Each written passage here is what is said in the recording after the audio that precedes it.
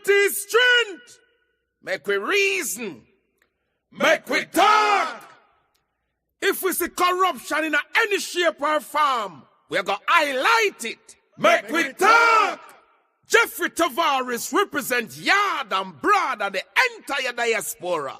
As long as it affects the life of our nation, uncover the truth, make we reason, make we talk. And we don't care about no vumva viva va, no upper echelon, nobody is not above the law. As long as it not help Jamaica, make we talk. Make we talk. Unity is strength. Make we reason. Make we talk. If we see corruption in any shape or form, we're going to highlight it. Make we talk. Jeffrey Tavares represents yard and broad and the entire diaspora. As long as it affects the life of our nation, uncover the truth, make we reason, make we talk. And we don't care about no vumva viva va, no upper echelon, nobody is not above the law. As long as it not help Jamaica, make we talk. Make we talk. Unity is strength. Make we reason. Make we talk. If we see corruption in any shape or form, we're going to highlight it. Make we talk. Jeffrey Tavares represents yard and broad and the entire diaspora. As long as it affects the life of our nation, uncover the truth, make we reason, make we talk. And we don't care about no vumva viva va, no upper echelon, nobody is not above the law. As long as it not help Jamaica, make we talk. Make we talk. Unity is strength. Make we reason. Make we talk. If we see corruption in any shape or form, we're going to highlight it. Make we talk. Jeffrey Tavares represents yard and broad and the entire diaspora. As long as it affects the life of our nation, uncover the truth, make we reason, make we talk. And we don't care about no vumva viva va, no upper echelon, nobody is not above the law. As long as it not help Jamaica, make we talk. Make we talk. Unity is strength. Make we reason. Make we talk. If we see corruption in any shape or form, we're going to highlight it. Make we talk. Jeffrey Tavares represents yard and broad and the entire diaspora. As long as it affects the life of our nation, uncover the truth, make we reason, make we talk. And we don't care about no vumva viva va, no upper echelon, nobody is not above the law. As long as it not help Jamaica, make we talk. Make we talk. Unity is strength. Make we reason. Make we talk. If we see corruption in any shape or form, we're going to highlight it. Make we talk. Jeffrey Tavares represents yard and broad and the entire diaspora. As long as it affects the life of our nation, uncover the truth, make we reason, make we talk. And we don't care about no vumva viva va, no upper echelon, nobody is not above the law. As long as it not help Jamaica, make we talk. Make we talk. Unity is strength. Make we reason. Make we talk. If we see corruption in any shape or form, we're going to highlight it. Make we talk. Jeffrey Tavares represents yard and broad and the entire diaspora. As long as it affects the life of our nation, uncover the truth, make we reason, make we talk. And we don't care about no vumva viva va, no upper echelon, nobody is not above the law. As long as it not help Jamaica, make we talk. Make we talk. Unity is strength. Make we reason. Make we talk. If we see corruption in any shape or form, we're going to highlight it. Make we talk. Jeffrey Tavares represents yard and broad and the entire diaspora. As long as it affects the life of our nation, uncover the truth, make we reason, make we talk. And we don't care about no vumva viva va. No upper echelon. Nobody is not above the law. As long as it not help Jamaica. Make we talk. Make we talk. Unity is strength. Make we reason. Make we talk. If we see corruption in any shape or form, we're going to highlight it. Make we talk. Jeffrey Tavares represents yard and broad and the entire diaspora. As long as it affects the life of our nation, uncover the truth, make we reason, make we talk. And we don't care about no vumva viva va, no upper echelon, nobody is not above the law. As long as it not help Jamaica, make we talk. Make we talk. Unity is strength, make we reason. Make we talk. If we see corruption in any shape or form, we're going to highlight it. Make we talk. Jeffrey Tavares represents yard and broad and the entire diaspora. As long as it affects the life of our nation, uncover the truth, make we reason, make we talk. And we don't care about no vumva viva va. No upper echelon, nobody is not above the law. As long as it not help Jamaica, make we talk. Make we talk. Unity is strength. Make we reason. Make we talk. If we see corruption in any shape or form, we're going to highlight it. Make we talk. Jeffrey Tavares represents yard and broad and the entire diaspora. As long as it affects the life of our nation, uncover the truth, make we reason, make we talk. And we don't care about no vumva viva va, no upper echelon, nobody is not above the law. As long as it not help Jamaica, make we talk. Make we talk.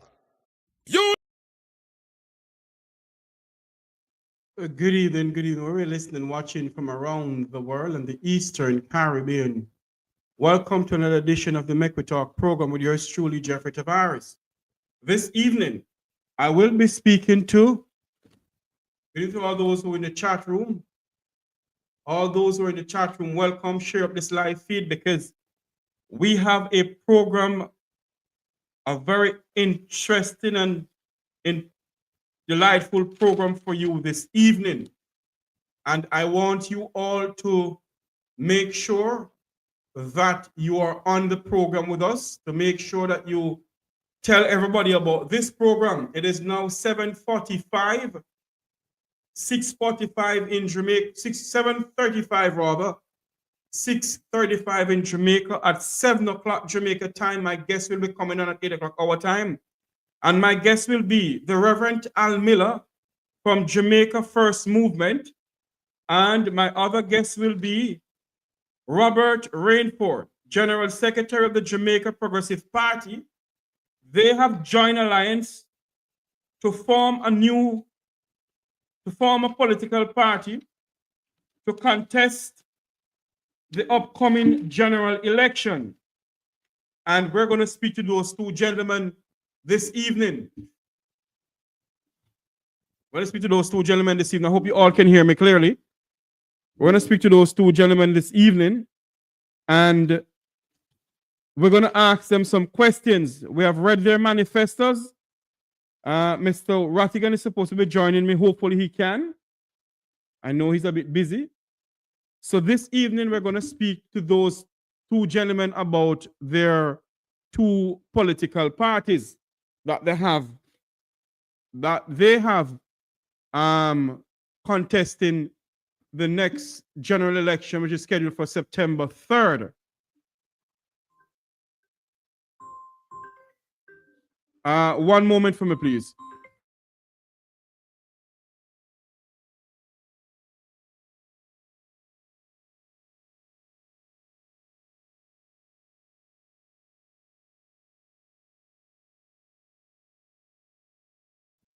Yes, so we're going to speak to those two gentlemen. And we're going to ask some questions, how they're going to fund the party, what plans they have for the Jamaican people. But until they come on, we're going to speak about the Jamaica Teachers Association. Today, I run a breaking news that teachers walk out of the meeting that was scheduled with the Ministry of Finance and the Public Service. The JTA walked out of the meeting because of some talk breakdown, because they were supposed to get their salary. They're supposed to talk about some salary increase or salary one moment for me, please. Some salary I didn't know that they're having some conference this evening at the PNP thing in Samshall Square. Well, I can't bring that live. Anyway, yes, they were supposed to have some wage talk with the Ministry of Finance. Based on what happened, based on today's meeting, we were told that the JTA walked out of the meeting. The JTA walked out of the meeting. And this has been going on for a while. They have been asking for their salaries and so forth, to have a wage talk. And obviously, the Jamaica Labour Party and others refused to meet with them. Now they walked out of the meeting. I want to play a clip in here from the president of the Jamaica Teachers Association. It's the same way the Police Federation supposed to meet with the Ministry of Finance. And apparently until now, I want you to listen to this. The JTA is advising that having been invited to a meeting at the Ministry of Finance and Public Service scheduled for Friday, August 15, 2025 at 10 a.m., no new offer was placed on the table, and despite the urging of the JTA team, nothing new was forthcoming as the JTA sought to advance the wage negotiations with the ministry on behalf of the nation's teachers. In light of the aforementioned, the JTA team has given the Ministry of Finance until midnight, Sunday, August 17, 2025, to come up with a better offer, failing which the association reserves the right to activate all its machinery to respond. The JTA wishes to indicate that the nation's teachers deserve a more livable wage and a better response than what has been placed on the table for negotiations. A 0% offer in any of the years is simply untenable. The JTA demands that a new offer should be placed on the table ahead of the annual conference scheduled for August 18 to 20, 2025 at the Princess Grand Hotel in Hanover. Thank you. I want to play back this thing again for everybody to listen carefully. Carefully. Listen to this, please. The JTA is advising that having been invited to a meeting at the Ministry of Finance and Public Service scheduled for Friday, August 15, 2025 at 10 a.m., no new offer was placed on the table, and despite the urging of the JTA team, nothing new was forthcoming as the JTA sought to advance the wage negotiations with the ministry on behalf of the nation's teachers. In light of the aforementioned, the JTA team has given the Ministry of Finance until midnight, Sunday, August 17, 2025, to come up with a better offer, failing which the association reserves the right to activate all its machinery to respond. The JTA wishes to indicate that the nation's teachers deserve a more livable wage and a better response than what has been placed on the table for negotiations. A 0% offer in any of the years is simply untenable. The JTA demands that a new offer should be placed on the table ahead of the annual conference scheduled for August 18 to 20, 2025 at the Princess Grand Hotel in Hanover. Thank you. My question to the Ministry of Finance tonight. Why is it that our teachers have to be having problem getting their salaries? Why is it that every time there's going to be a wage talk for teachers, it's either the teachers that walk out of the meeting or they can't get what they want. What is really going on? Now, this evening, the teachers have walked out of the meeting at 10 o'clock this morning with Minister Faber Williams or the Secretariat of the Ministry of Finance. Yet, our politicians can get a 300% increase in their salaries. And our teachers can't get any. The same way, I have this clip to play. The same way to play. The police are having problems with the salary too. Listen to this. The Jamaica Police Federation, we are not pleased. We are not pleased with the way the Honorable Minister of Finance and the Public Service has ignored the request from the Jamaica Police Federation for an urgent meeting for conclusion to the phase 2 of the compensation review 2022-2025 and for a commencement of the salary negotiation for 2025-2027.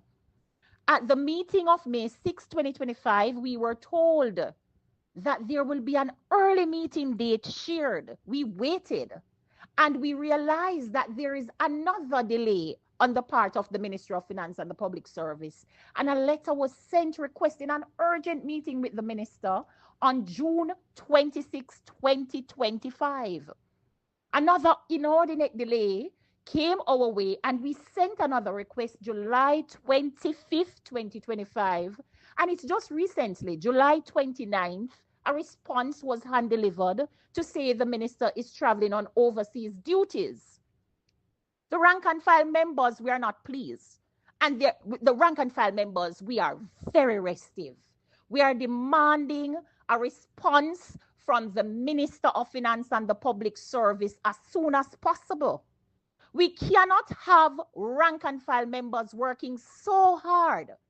Different platforms, different persons, we bask in the glory of a crime reduction.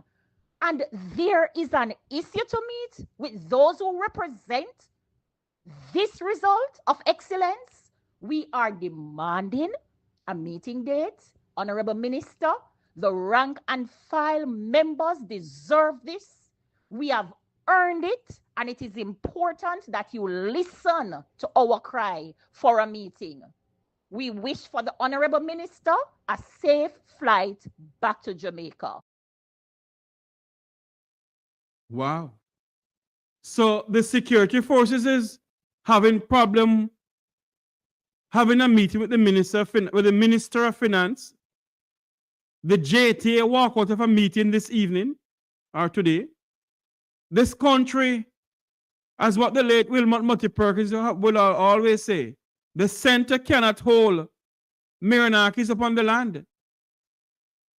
How is it that our teachers and our security forces can't get the right money? What is going on in this country? For those who are just joining us at 8 o'clock US time, 7 o'clock Jamaica time, we'll be having the Reverend Al Miller from the Jamaica First Movement to speak to us about his new political party, and also Robert Rainford, General Secretary of the Jamaica Progressive Party. They have joined forces to contest the upcoming general election. We'll be speaking to them this evening on the Make We Talk program. So as soon as they come on at 7 o'clock, 8 o'clock US time, 7 o'clock Jamaica time, we'll bring them to you. But in the meantime, we're speaking about what happened today with the Ministry of Finance and the teachers of this country, where the teachers are walk out. And what we are being told, that the teachers have been hold, they have hold the teachers' outstanding salary from 2022. From 2022. I wish I could get Mr. Damien Crawford on this. I wonder if I can call Senator Crawford and see if he can come on. I don't like put him on the spot, you know. But I must see if I can get a hold of Senator Crawford to give me about 2 minutes what he thinks. Just bear with us, please. I must see if I can get a hold of Senator Damien Crawford. Stand by, please. I want to take a quick commercial break. Stand by, please. Within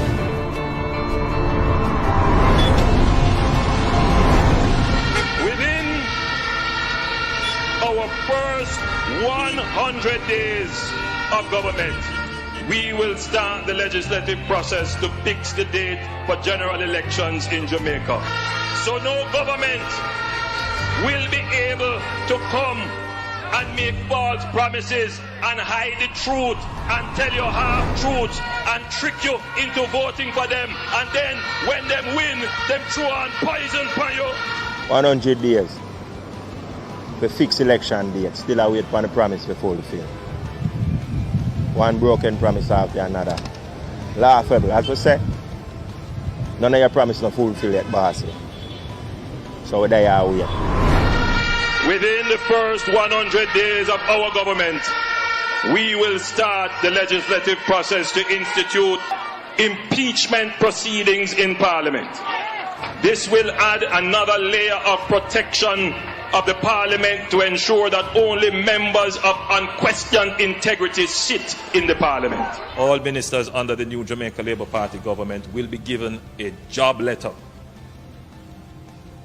That job letter has a timeline of 2 years and 6 months with key performance targets which are agreed upon by the cabinet, focused on two things: economic growth and job creation. Andrew, you need to do what you said from 2016. You say you're going to put it on paper. Say anything you put on paper, the MP have to work with it, so you need to do it now. Because I feel like, say, when you do that, the MP will do them work and we will see work done in the community. We're trying to get a hold of Senator Crawford, but apparently he's a bit busy at the moment. But, you know, it does not look good. Because if our teachers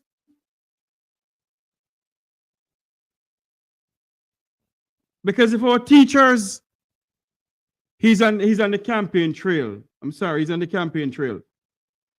If our teachers from 2022, they have been promised their wage and now they can't get anything. They promised certain percentage in year 1 and year 2, and now they can't get anything. That means that something is fundamentally wrong somewhere. Something is wrong somewhere.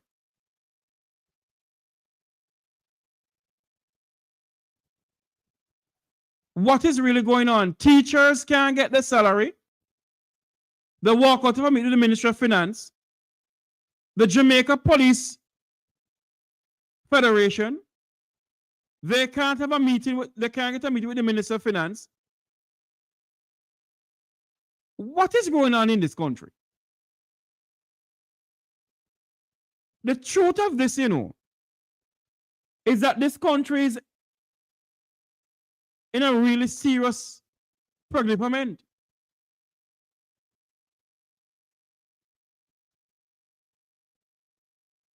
Something is not right somewhere.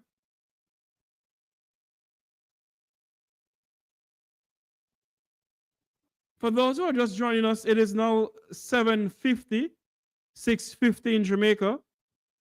We're standing by to join my guests. They're standing by to join my guests. Them here. My guests are the Reverend Al Miller of the Jamaica First Movement, Mr.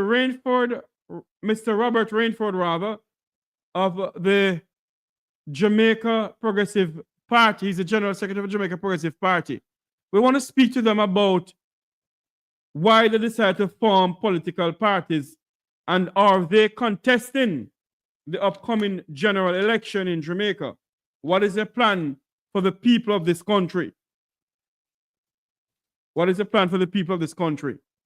You know, we truly have to speak out against what is going on in our country with our teachers. We truly have to do so.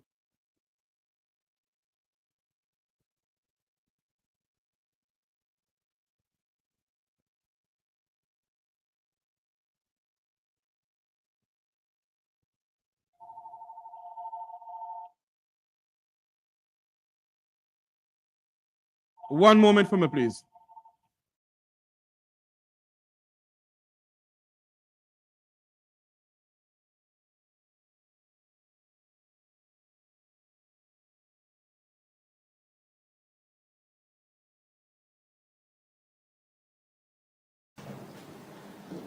My guide is what I call the honest principles of accountability.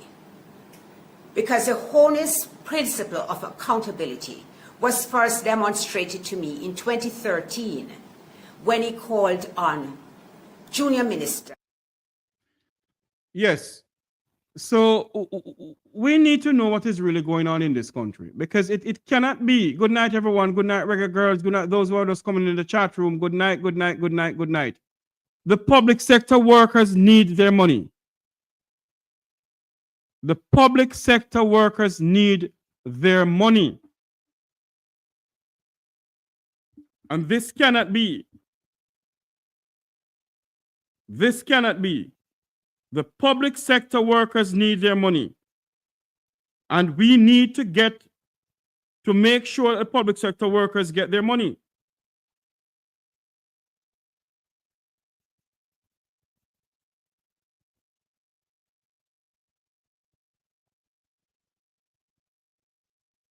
You see?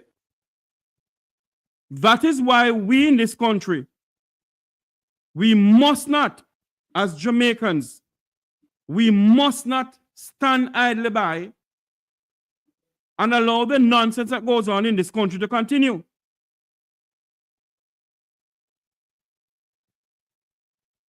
Teachers don't have that getting their salary, the wages.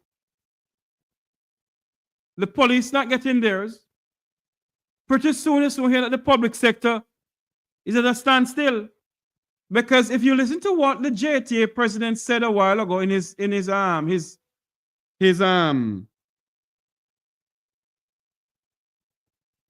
bulletin, listen to this, please. The JTA is advising that having been invited to a meeting at the Ministry of Finance and Public Service scheduled for Friday, August 15, 2025 at 10 a.m., no new offer was placed on the table, and despite the urging of the JTA team, nothing new was forthcoming as the JTA sought to advance the wage negotiations with the ministry on behalf of the nation's teachers.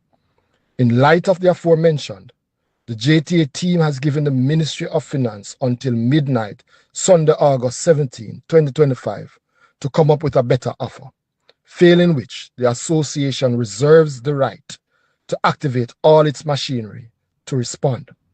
The JTA wishes to indicate that the nation's teachers deserve a more livable wage and a better response than what has been placed on the table for negotiations. A 0% offer in any of the years is simply untenable. The JTA demands that a new offer should be placed on the table ahead of the annual conference scheduled for August 18 to 20, 2025 at the Princess Grand Hotel in Hanover. Thank you.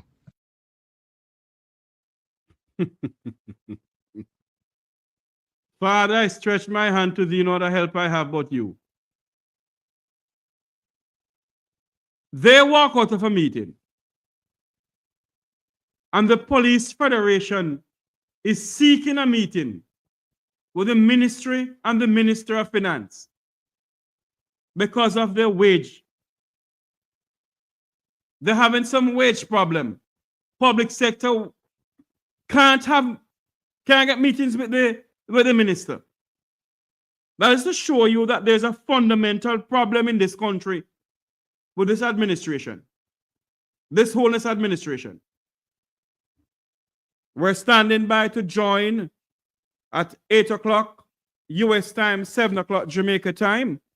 We're going to join the Reverend Al Miller of the Jamaica First Movement to come on the program here to speak to us about the new political party in Jamaica, and also Mr. Robert Rainford of the Jamaica Progressive Party.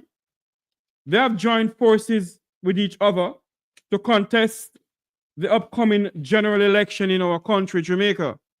And as we in the diaspora love our country, we need to hear more on what the plans they have for Jamaica. For those who are just joining us, good evening. Wherever you're listening and watching from around the world and the Eastern Caribbean, This is the Make We Talk program with yours truly, Jeffrey Tavares. Remember to like, share, and subscribe. Like, share, and subscribe. We're also on other portals listening to us or watching us. Good evening. For those who are watching us beyond the shores of Jamaica, good evening or good night. For those who are watching us from London, England, how are you all doing? We have people watching us from Mozambique, from South Africa, from Zimbabwe, as far as Qatar.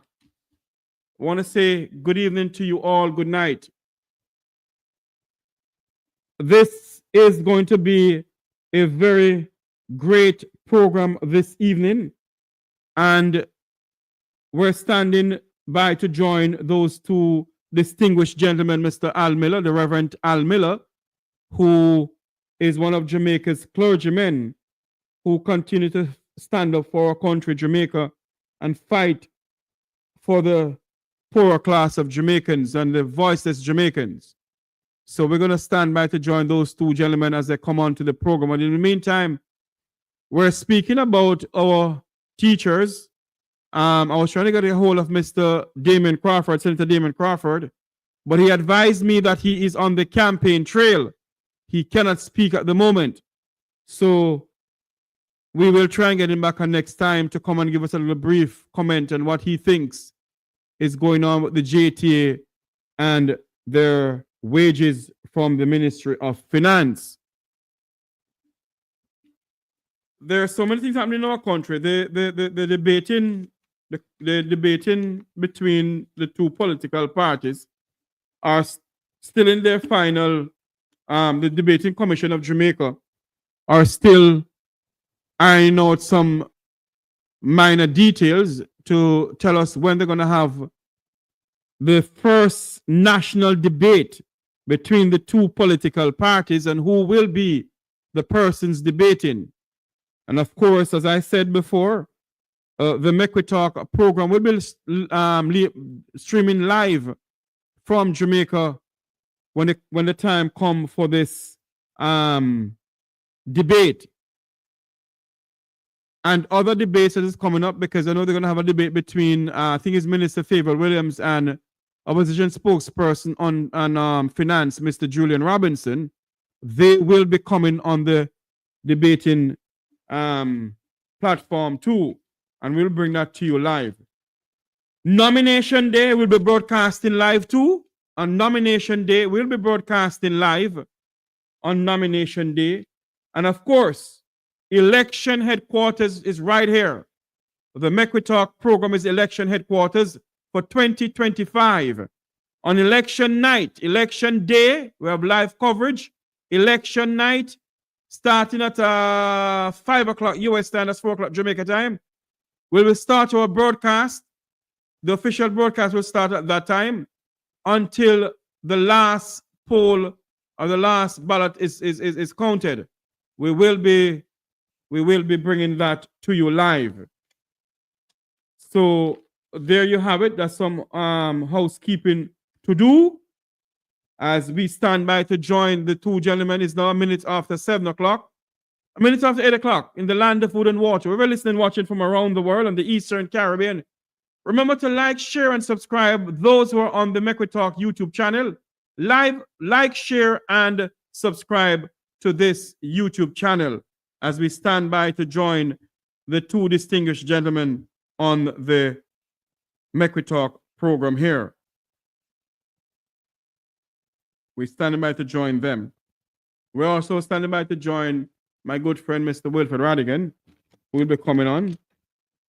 So there you have it. As I said before, on Monday the 18th of August, on Monday the 18th of August, we'll be bringing you live coverage of Nomination Day across the length and breadth of Jamaica. And on Election Day, live coverage, but the official coverage for election 2025, election night in Jamaica, begins at 5 o'clock US time. That's 5 o'clock US time. The live coverage of election night in Jamaica begins at that time, and we'll be having a lot of people coming on, a lot of distinguished people coming on, like Dr. Karen Dunkley, along with others, will be on the program. Head boy, Wilfred Radigan, and others will be on the program this on election night to bring you live coverage of election 2025. Who will be Jamaica's next prime minister? Will it be Mark Jefferson Golding, or will it be Prime Minister Andrew Holness? Well, will it be Andrew Holness retaining the prime ministership of Jamaica? Will be the next prime minister? We don't know. We're going to see how much people are going to turn out to vote.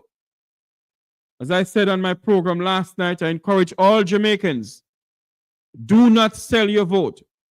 Your vote is not for sale. Your votes are not for sale. Do not sell your votes. All you have to do is to go out and vote. Jamaica depends on you. The change that you seek in this country is coming from you. So we have to be the change. And so I ask all Jamaicans from all walks of life, go out and vote. Vote as if your life depends on it. Vote as if your life depends on it. Do not sit home on election day, on September 3rd. Do not sit home. Please go out and vote. Vote as if your life depends on it. Do not sit home. Do not nobody pay you to sit home. Because Jamaica is at a tipping point right now. And I will never tell you who to vote for or who not to vote for.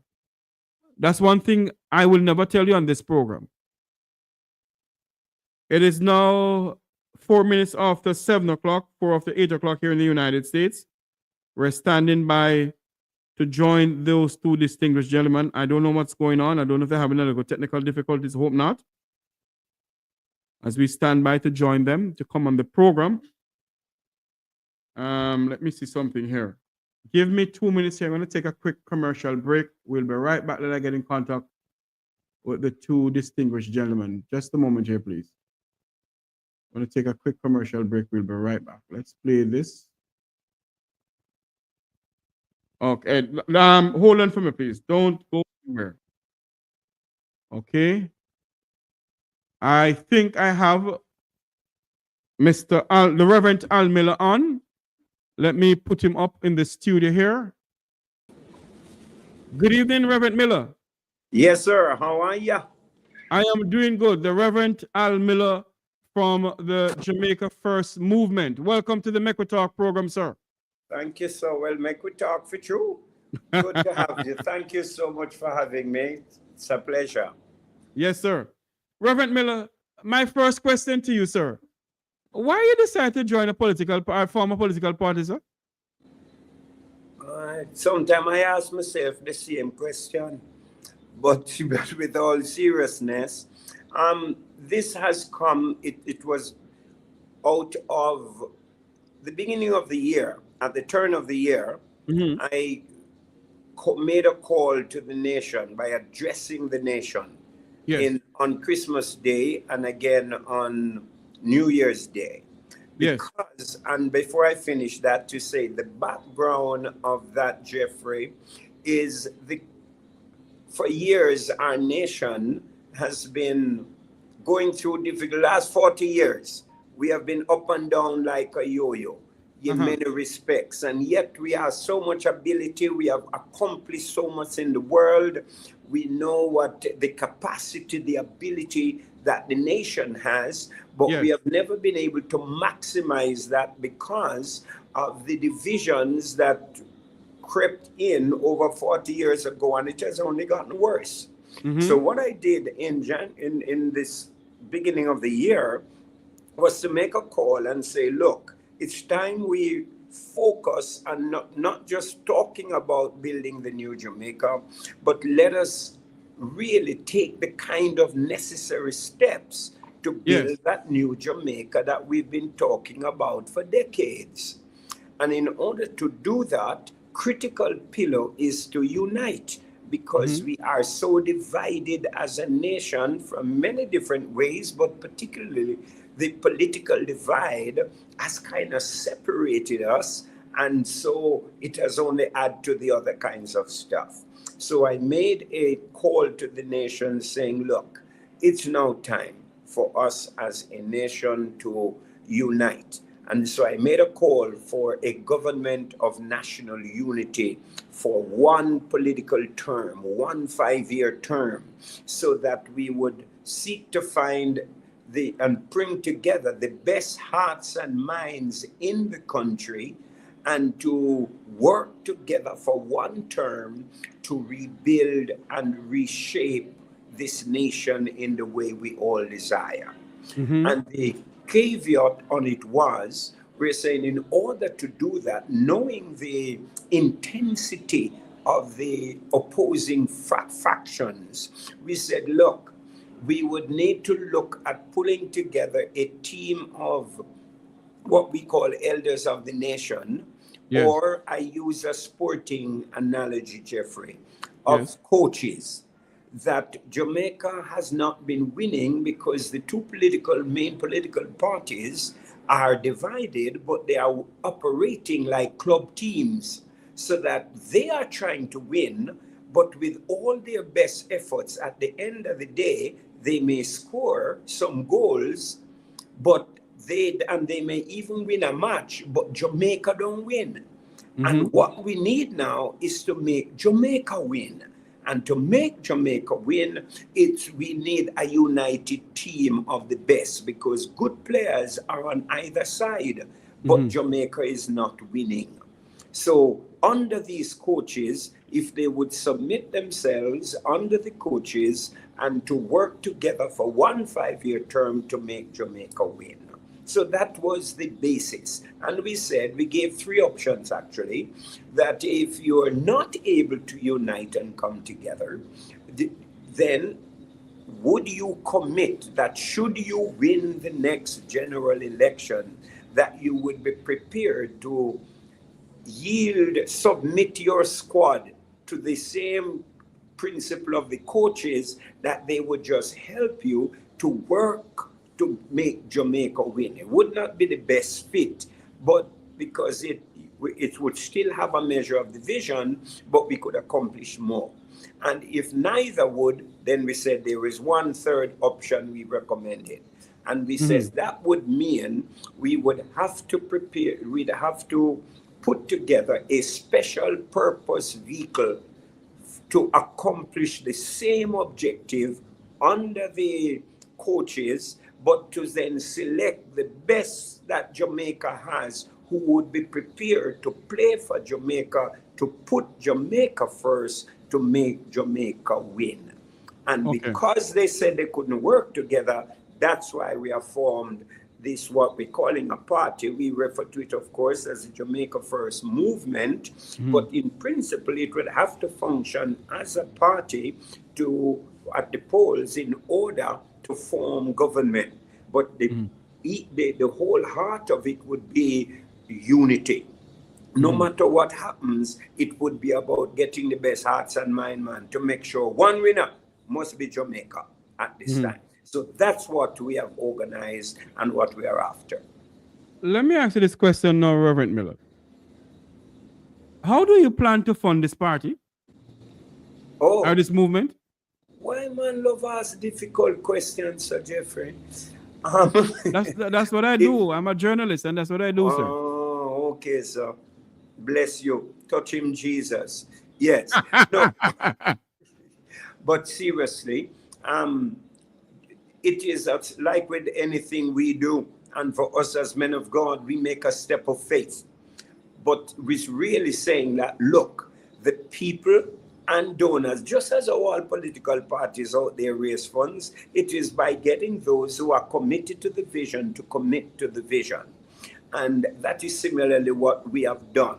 We had a little bit of seed capital that we got, but to really make it happen does need the engagement of those who will give to it. And because we feel it's a public issue, and many of the many of the major organizations may not as easily support something like this, simply because, as you know, party funding comes with expectations from those who fund it.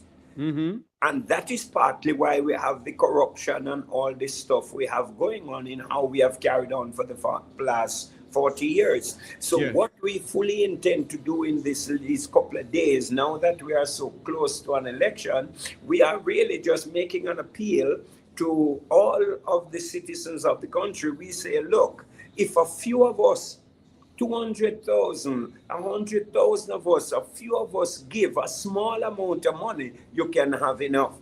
But it's our country, so we must be prepared.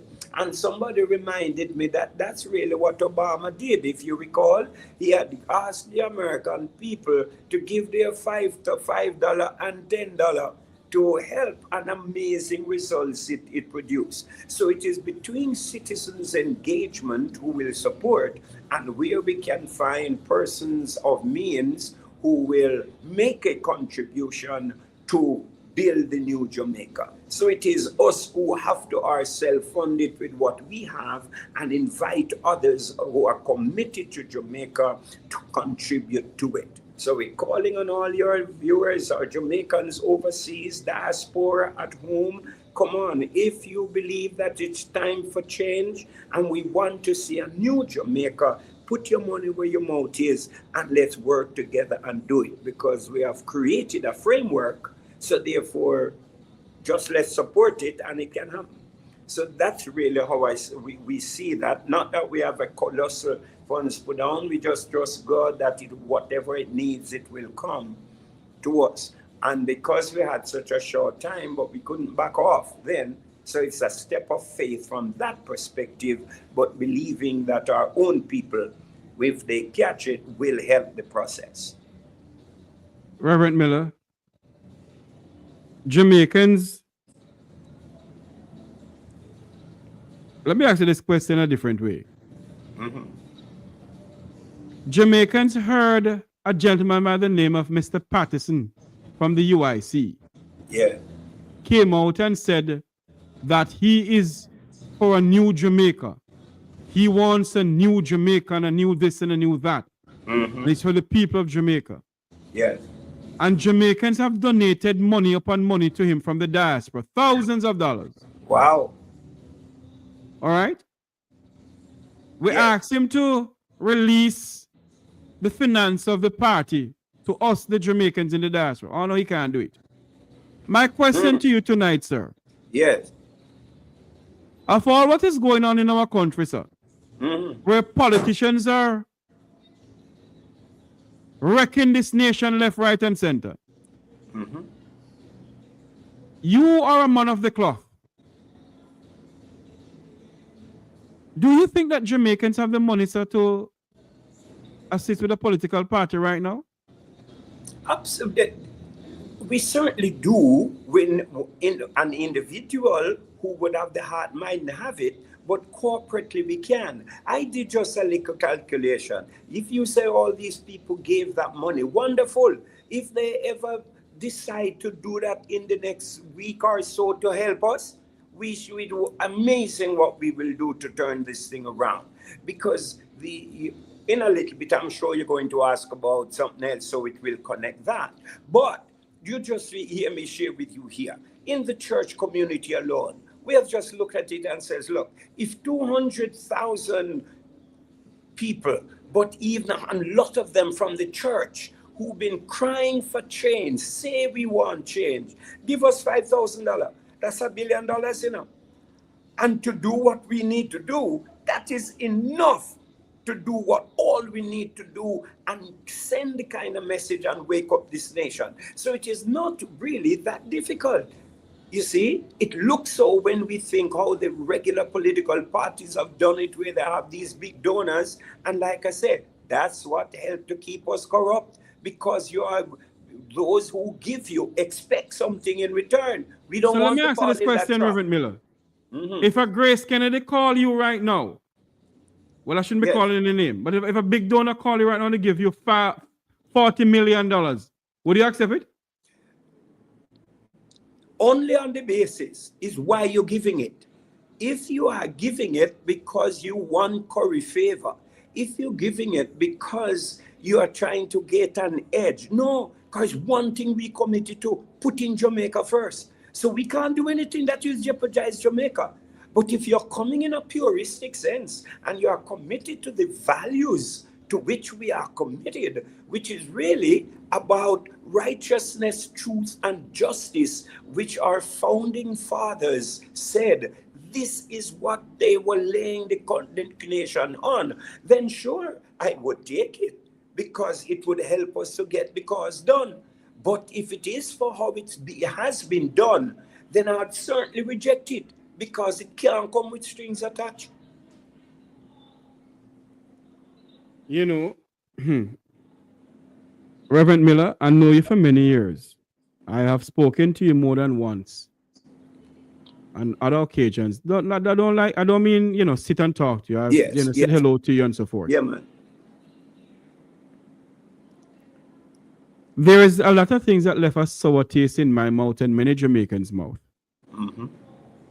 And I am not trying to belittle anybody. But I don't believe that you form in a political party. I don't believe that the church members, yes, they can give. I mean, I don't mind them to give, they can give. All right, let me forget about that part. When you all get the donation now, yes, what is your plan for this 2025 election, yes, September 3rd? Yes. At this point, the only thing that we need a little money for, because the movement, the Jamaica First Movement, what we did, because we are founded on the principle of unity and wanting to unite the nation for the best hearts and minds, when we established an alliance with the Jamaica Progressive Party that came and we talked, and they says, look, they are committed to the principles that we are committed to, and we says then clearly we can work together. And so out of that, we've agreed, rather than the JFM set up its own political machinery, we says, no, come on, you have been there, you have a political machinery set. If you are prepared to make that political machinery available, then we want to work with it and strengthen it, because it's about unity. So this is what we have done. So what it means now, we don't need no whole heap of colossal money, because what we need to do now is primarily to be able to get the message out by saying to Jamaicans, here is an alternative that can work. We have a team that will serve you on the constituency level, and the principles of the government of national unity will pull together the team that can effectively run the government with the best hearts and minds. So all we're talking about funding for now is really for a media type campaign to just get the messaging out. So nothing to go in nobody's pockets. We are simply saying, and when we look at it, not a whole lot of money for that now, because we have 20 days to shake a nation with the message that there is hope, and to say, look, get up off the bench and engage. So it's only to get the message out for us. That's really all we have to at this time. So we don't need no whole heap of money at all. So how much money are you looking for now? Brother, Give us an estimate.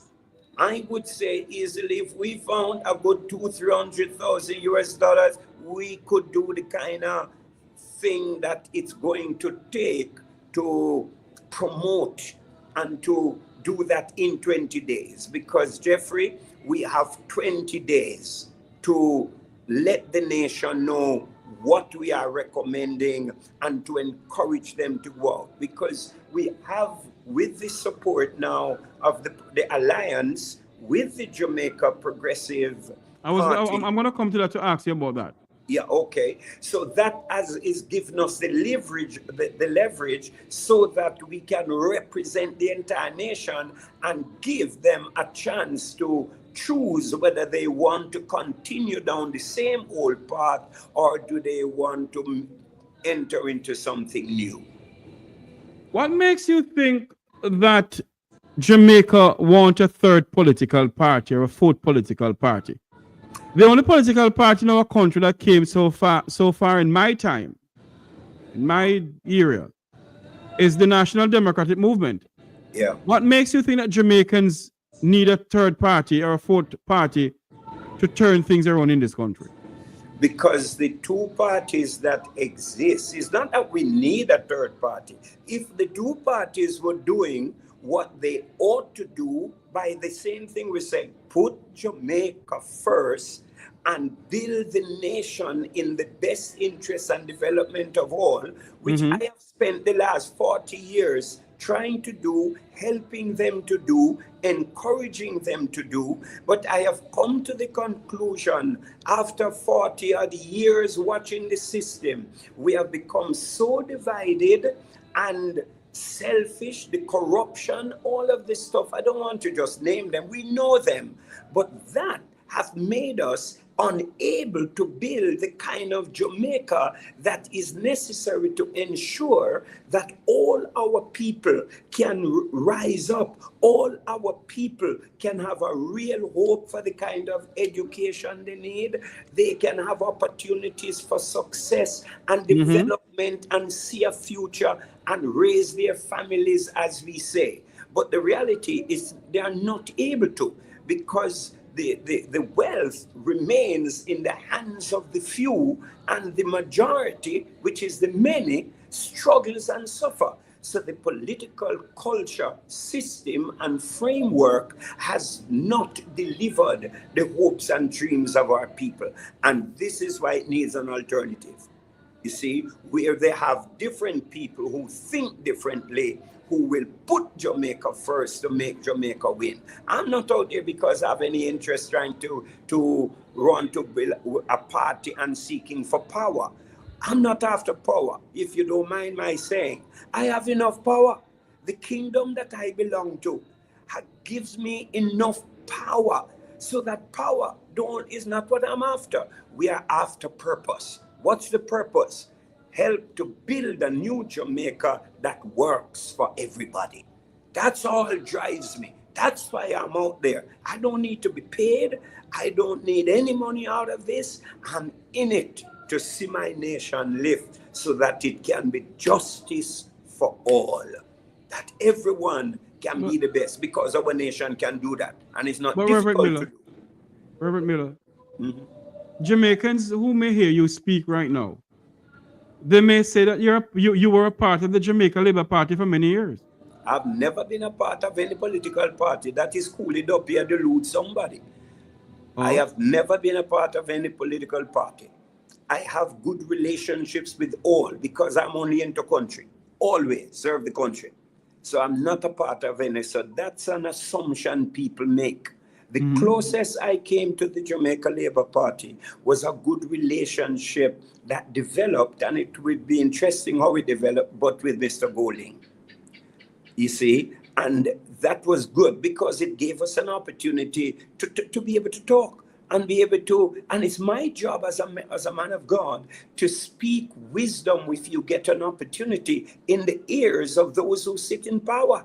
It is like if you remember Pharaoh, Joseph in Pharaoh. That's the job of the church. And if we understood that, we should align ourselves with it. But we must make a difference with allegiance and an alliance. You see? So I, yes, built a relationship with him, but never compromising the principles of the kingdom of God with nation first. Only that he trusted me, and in that way, so that I'm sure he would mind my saying, at least once or twice a year, he would just sit and call me and we sit down and talk. So that's the extent, but I was never a part of the party machinery or any closer to the system than that. What is your message for the Jamaican people? You have a new movement, the Jamaica First Movement. What is the message to the Jamaican people? Because Jamaicans have been listening to these two political parties We're 63 years old, Reverend Miller. 63 years old. Our people don't have water in their pipes. Correct. Our people having problems in the health sector. They're sleeping on cardboard boxes. They're sitting in wheelchairs, can't get a bed.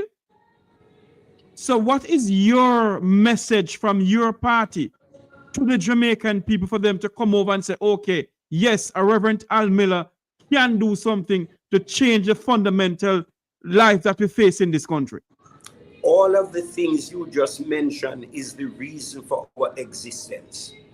And we are saying we can best do that on a platform of working together, best hearts and minds, to deal with the core issues of the nation. You know, we can talk all night because we know what the problems are: crime, the violence. You just mentioned a number of them. Those are the issues that are causing our people pain. The education system, good in one way, but yet it is not fulfilling the hopes and dreams of most. Our men and boys in this nation with the education system, it is more for the girls than it is for our boys. And that's why they are the ones get left behind. That kind of system can't work. We've got to find equity. We've got to ensure equal rights and justice for all. Our justice system does not provide justice for all. It is justice for those who can afford, who have the money, and then that's not justice, because it does so at the expense of the have-nots. So justice does not really exist. This is what we are talking about. And we are not coming that I'm saying that, look, we have all the answers. We have analyzed it carefully. We have looked at it, and we are saying together as the people of the nation and critical thinkers, we have the answer together, but let's work together to get it done. The political culture says winner takes all. And then, like we say, because they have all of these persons to whom they feel some sense of obligation, then Jamaica comes second and third. We are saying put Jamaica first, so that the problems of health, in the health sector, the education sector, when I look at it, I'm here because I go around this country. I'm like you say, it's over 50 years in service to this nation. You look Kingston, little bit of development, but you look in all of our parishes, very little significant change in any area in our parishes. After 40 years, come on, man, we're joking. What you're saying about the water issues, all of these issues, our schools in the rural areas, we have 120 odd schools, but yet still it's only about 20 schools that everybody prefer to go. Why each school doesn't have the equal quality delivery of education, so that every child in this country get a chance at the best for success? These things, Sir Jeffrey, pain my heart, because it doesn't have to be. It is the way of a political thinking. We need a mindset change. But Reverend Miller, many people would say that you have a platform, Reverend Miller, to speak to the nation. You have a platform to help the nation. Yeah. Why you decide a political party? Okay, because I have been doing that every Sunday morning, and I have engaged in national affairs. I speak to power. But when all of that, they hear, they do what they may take one or two thoughts, they do a little, but it's not producing change. And change will only come when those who have the responsibility and the authority do what they ought to do. And they sit in the seat of responsibility and have the authority, but it is not being done. And that is in the seat of governance. So if you want change, you've got to position into governance. So all that we are doing here by forming this movement that therefore has to become a political movement that is able to harness governance, persons for governance, then you cannot create the change. The laws and the systems and the framework needs a new mindset. It needs a different thinking, and it's only in the political process you can create change. If not, what they just, give mental assent. Oh, Reverend Miller said so and so, good idea, but they continue to do just what they have always done. It does not produce change. One moment, we have to act. Yes, one moment from Reverend Miller. We have a breaking news here. One moment, please. This is Make We Talk breaking news. An item of news just coming in. Fatal shooting by the security forces has jumped to 201, according to Indicom. Police fatal shooting in Jamaica have passed 200 since the start of the year. Information by the Independent Commission of Investigation, Indicom, says as of August 1st, 2025, fatal shooting by the security forces in Jamaica has jumped to 201 Jamaicans murdered by the security forces. And that is why Jamaicans are calling for body-worn cameras by the security forces, and we're not getting any. So the news coming into us this evening, it is now 7:33 in Jamaica, 8:33 right here in the United States in South Florida. Fatal shooting by the security forces has jumped to 201, according to Indicom, since the start of 2025. This is Make We Talk breaking news.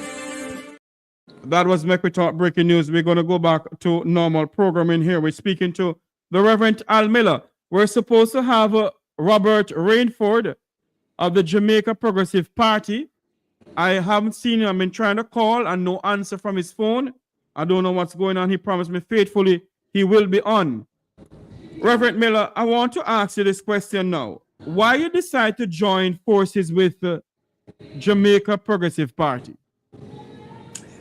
As I indicated a little earlier, is that it would only be two options for us. We could either ourselves create the political machinery, which I preferred not to have had to do, because the whole energy behind what we are saying is unity.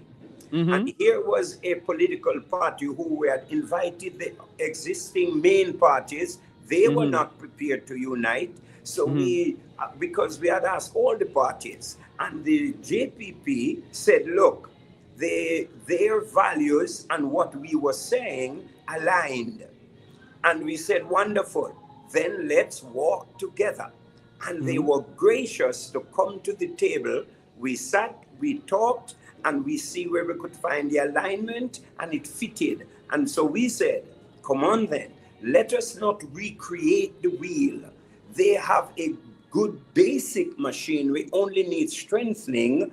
Let us then walk with them, and they become the electoral machinery that we would ride in. So it is the Jamaica First Movement in alliance with the JPP, and so the voting side, the electoral side, they carry that. So it's a wonderful marriage, so to speak, so that especially when we're talking about a short time, then it's God. We believe it is God that has allowed them to be willing to walk together with us. I've known those guys, Sir Rainford, for a long time, a good man, and Mr. Gilbert, the head of the party, we met years ago, and I know the vision that they have, and their vision is excellent, and it certainly aligns with what we are saying. So it was not difficult to agree that we could walk together. And knowing what strengths each would bring to the table with the one end goal, make Jamaica win. So they made their machinery available and their personnel who were there, and we brought some personnel as well, and we said, let's bring them together, man, and walk in that electoral machinery, and then we'll be able to meet the public quickly. So it just worked well.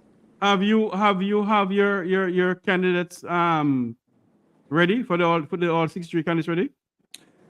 The, Personal, before you go there, is your movement registered? The movement is registered. Yes, man. The Jamaica First Movement is legally registered.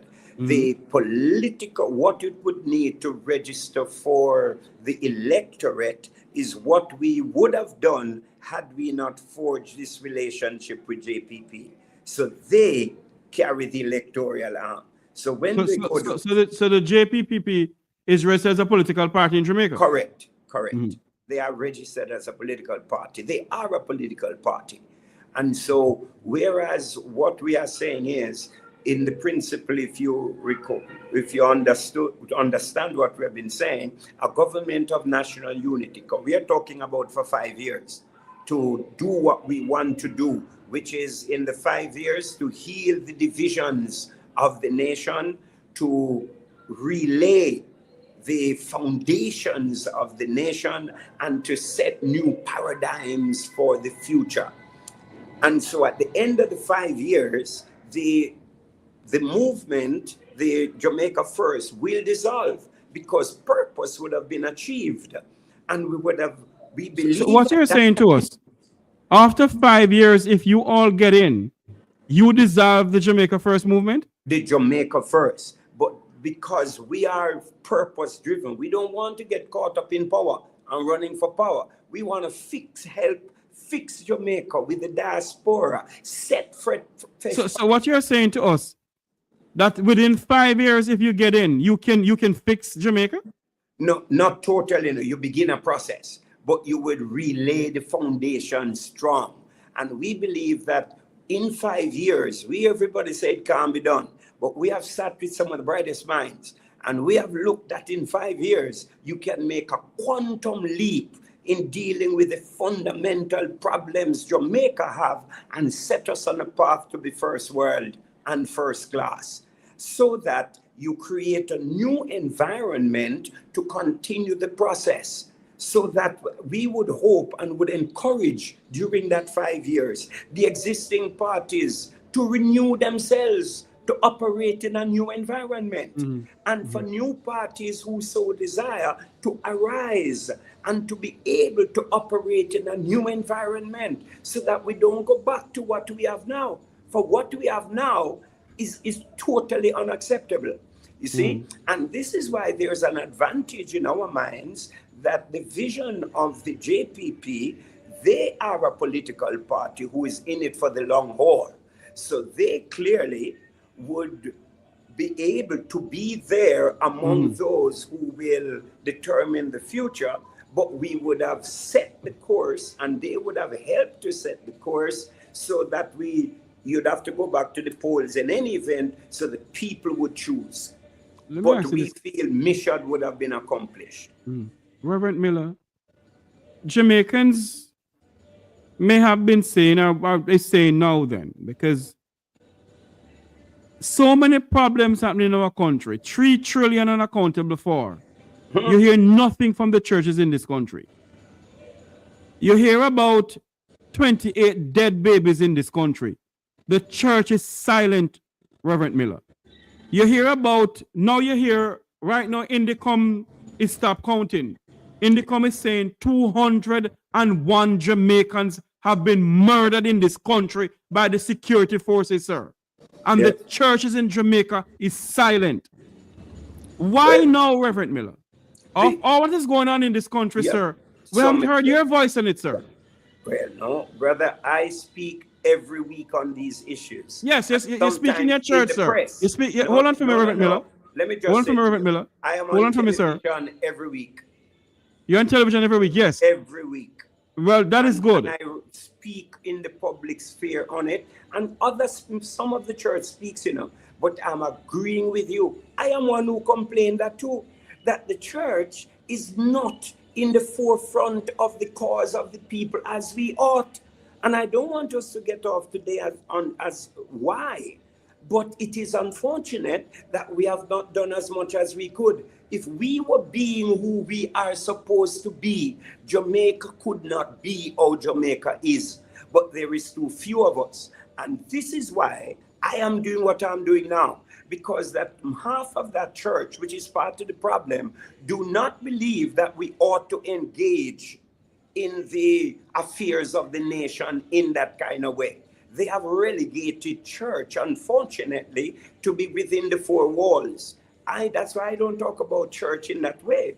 I'm one who talk about the kingdom of God. And the kingdom of God has to do with every aspect of human life. So the conditions of the nation must be our concern.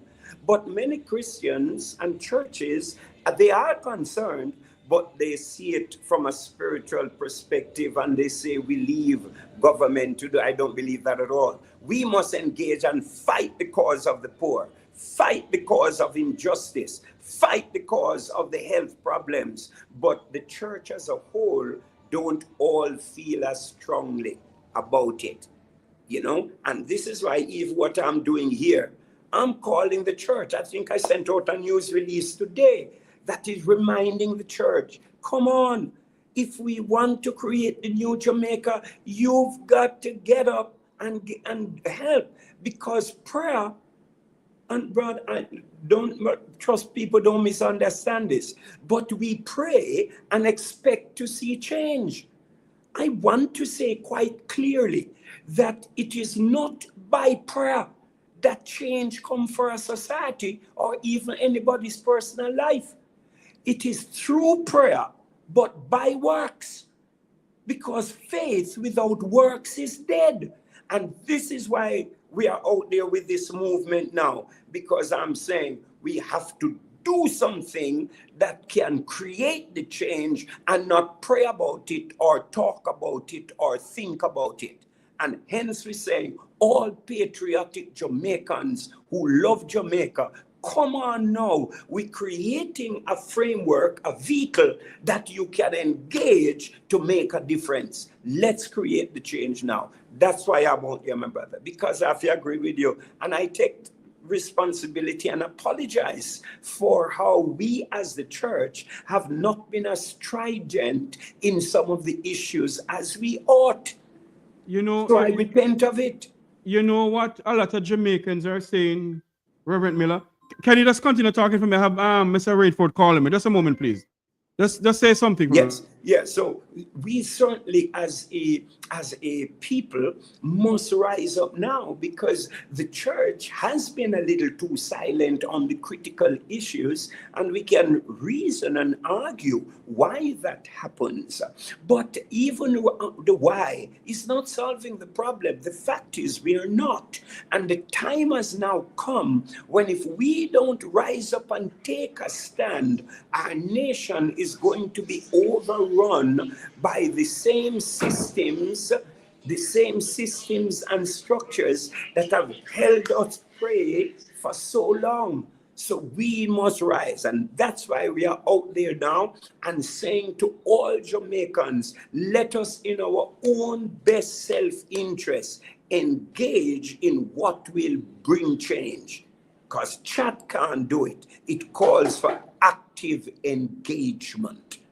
And that's what we are calling for. And that's what why we have this alliance with the JPP and ourselves, because we wanted to be sure there is a political alternative machinery that can give our people a chance to vote for change, to see the change. Are you, as a man of the cloth, sir, are you prepared to call out the level of corruption in this country by this administration? Absolute. But I will continue to do so, even more strident now, because it is at a level that it is untenable. But I heard you said you call it out in your church and the pulpit. I have never seen you, Dr. Dunkley, Reverend Miller. Dr. Dunkley, can you come back, please? I'm on a live.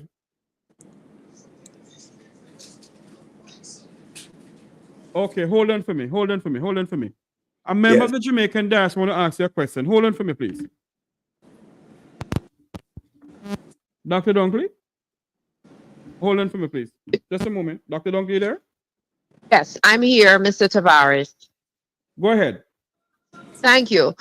Greetings to your listeners. I hear you, Reverend, and I find your comments interesting.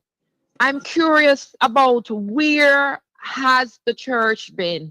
Where was the church when children are being raped and molested and trafficked and we're asking for the registry to be made public? Where was the church when we see the current crisis around education and healthcare? Where was the church Yes. when we see Mhm. what is happening to single mothers and the elderly? Where was the church? Why this time? Yes. Just let me answer that the best way. The church in pockets have been there. And if you know the work that has gone on by many of us, you see, but unless you unite that collective force and do the kinds of things to affect the system, then it does not create the kind of change. And if you're not united, the voice is not heard.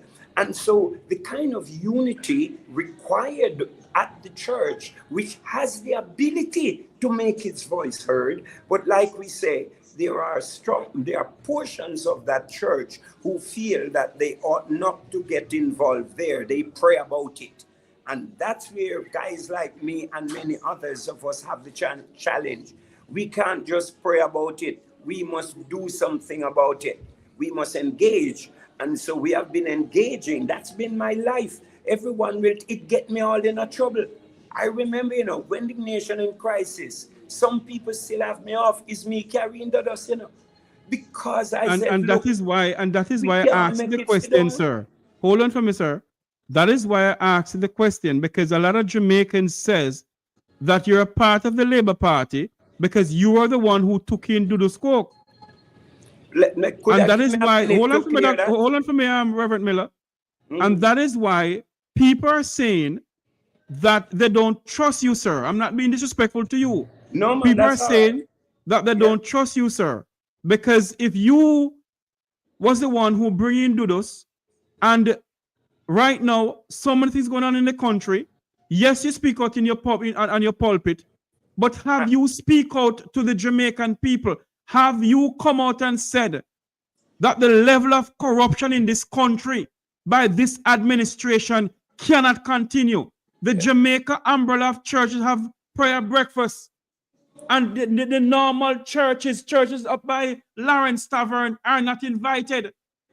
Churches done by wherever not invited. It's only the people of the Vumvavon and the Vumvavon churches that come out and say they're praying for the nation. And when they see the prime minister, sir, they can't tell the prime minister, so listen to me, what is going on in this country have to stop. Yes, brother, I feel your passion, and I certainly, so we have to, we want you to understand it. But that's why I say to you, I'm not merely in the pulpit. I wrote in the paper, a Sunday paper, for about 3, 4, 5 years, every Sunday articles shaking the system.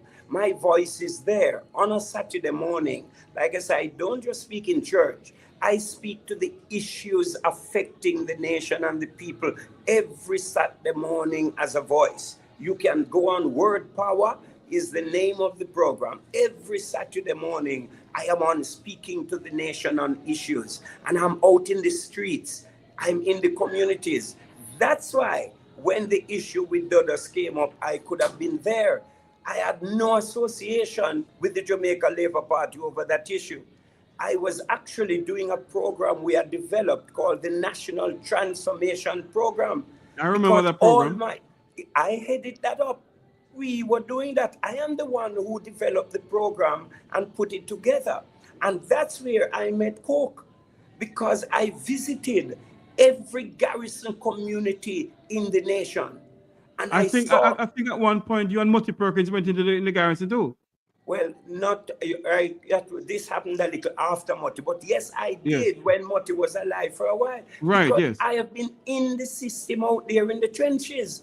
That's why I'm at a point in my life now when I say I can't just sit by and leave it. I have to do what has never been done. That's why we have this party right now.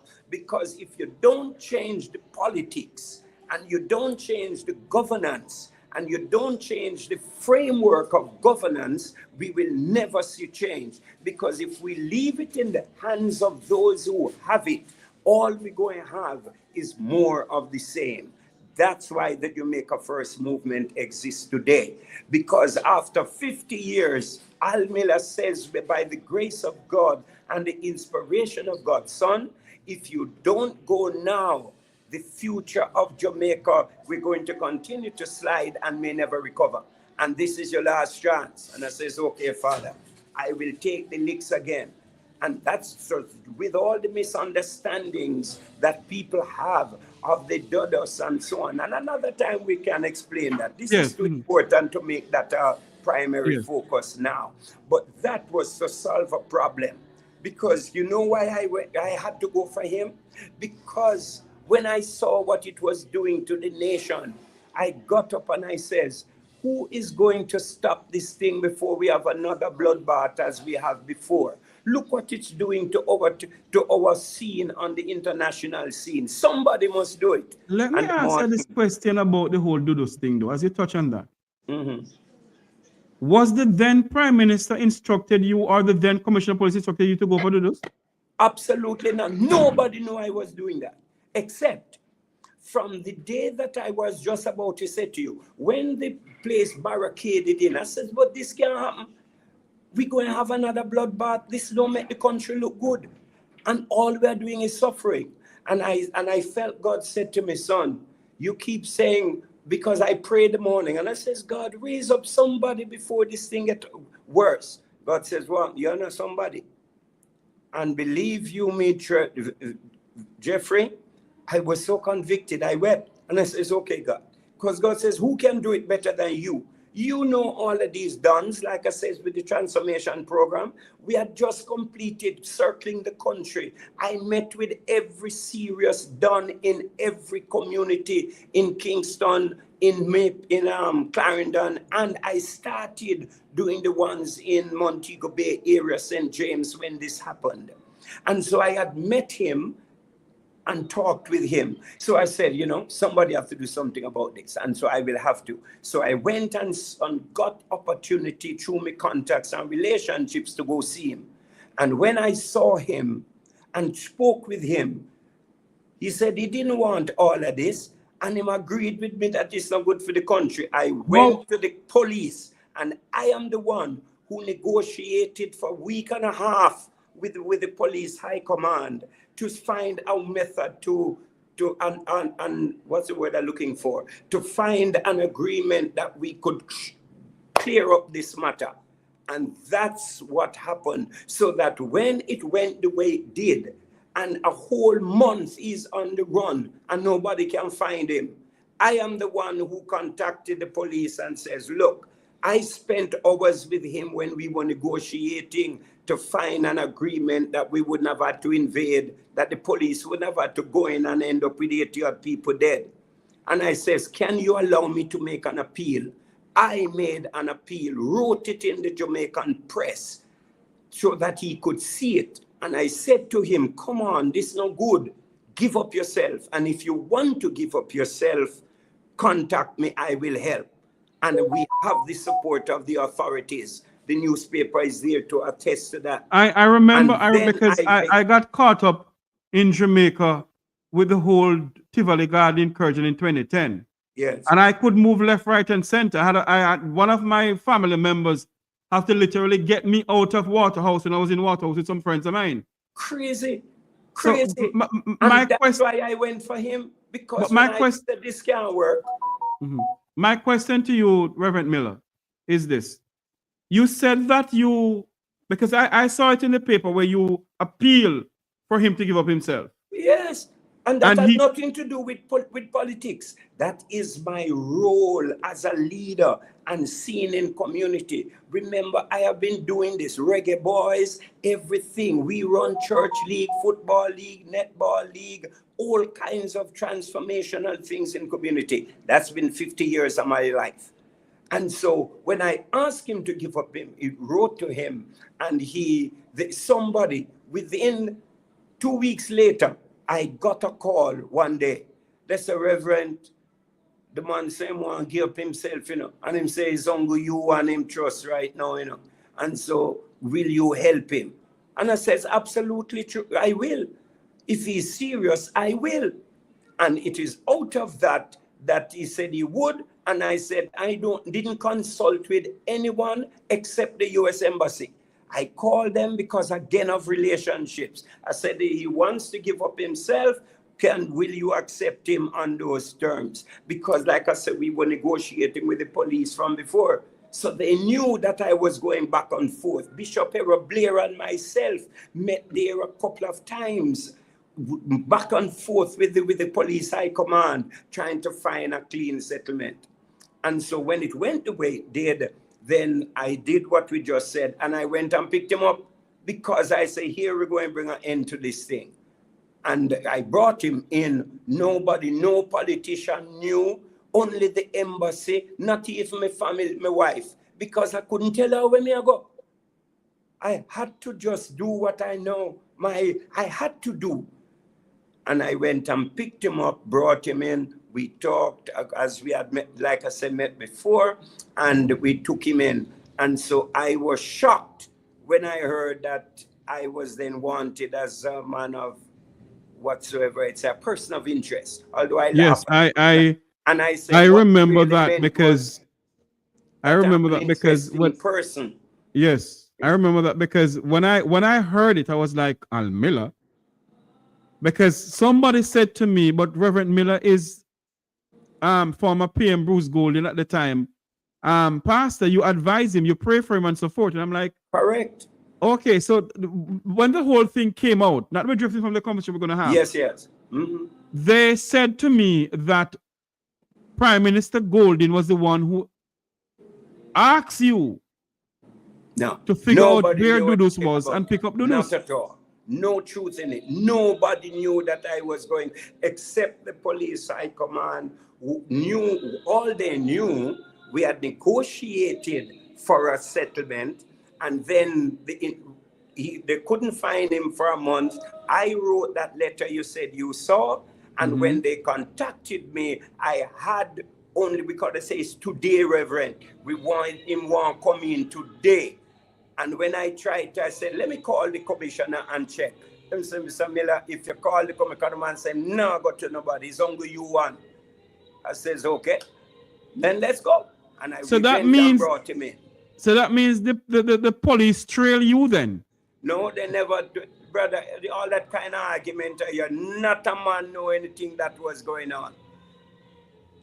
When they actually stopped me, when they said they stopped me, there was no speed chase and all of that rubbish that we heard afterwards. It never happened. It's a matter of fact, the police came up beside me and they said to me, Reverend, everything good? I says, yes. And he says to me, who is that in there, Reverend, with me? No, I am a man of God. Is either I tell lie? I am the one who said to the one police vehicle, no more. He just came alongside me because he was doing some checks on the road. And I says, who is this? And I says, oh, it's Mr. Coke, and I'm taking him in because he's giving up himself. And that's where it happened. Then the officer says, Lord, Mr. Coke. And I says, okay, yeah, man, we'll come with your Reverend. And then I took him, they came, we put him in their vehicle, and we said, let's take him in. So that is simply what happened. I hear later on some of those, I make we trouble that at this point, but there was speed chase and we run with absolute lies and fabrication. But it's how part of how Jamaica is. So my reputation get licked. But me no worry about that. I am into transformation of a nation. And it doesn't mean you will not get opposition. So I just take it in the stride. It made me a little more quiet in the last couple of years because with the court case and foolishness. But that's done, and that's why I'm thinking about the national agenda. Because 10 years later, the country is worse than it was at that time. That's where I am today, because we are going to turn it around. And I'm saying to the political leadership that's there, if our Jamaican people is willing to go out and vote for change, then the whole intention is to build that new Jamaica on new foundations. And I think with the diaspora, those at home, we can turn it around, because what exists cannot continue and we must stop it. But nobody can stop it but ourselves. If the church will wake up and just unite and do what's right, we can turn it around. But if we just sit and leave it, then all we're going to have is more of the same. But I will leave the earth knowing that I obeyed God. I did the best that I could, but the people have to make their choice whether they want change or they want more of the same. So it's the alternative that we have given in this alliance with JPP. And I'm happy JPP has come on board to provide that strength to allow us to can be able to allow most constituencies to have a representative. Let me ask you this question, Reverend Miller. Let me say this to you too. I was hoping that Mr. Robert Rainford will be coming on. He spoke to me, says he's gonna come. He's coming in he's on the road coming in. What sort of alliance you form with them? Do you know where they're getting their funding from to fund their party? I don't want to speak for them, but the truth is right now, they don't have the funding to fund the party the way they would like. They are hoping to get some funds from the leader who have had some arrangements for years. He's been waiting for funding. Some people have laughed at him when he said it, but because they don't know. But it just has not materialized in the way that he would like. So they don't have the funding they would like. They hoped it would have come, a long time ago. Based on their expectations, it has not materialized because he did not want to depend upon the same system to be able to be beholden by it. So they too are struggling with the food funding. So they're coming together. We're just doing the best with what little we have because there is no big funding backers behind them. But that's why I like them, because they are stuck with it, with nothing. They are going to the polling division. Many of them, it's their own money that they are doing any little canvassing with, and very little of it. But yet they're doing the best with what they have. I applaud them. And that is why I said that's the kind of people God can use, because they have heart. They're committed. And hence I'm throwing my weight with them. And together we are providing the opportunity for the nation, but we need the help of all good thinking, well-thinking Jamaicans. I wish Mr. Rainford will be on the program. I hope he does come, man, but I think he's coming from his constituency. There is some stuff that I want to talk to him about, because I'm reading his manifesto here. And oh Lord, what's wrong with this stupid thing? I'm reading his manifesto here, Reverend Miller. Mm-hmm. And on page 33 of the manifesto, it speaks about, okay, where it is? Hold on for me. 33. Let me go back here and see something here. It speaks about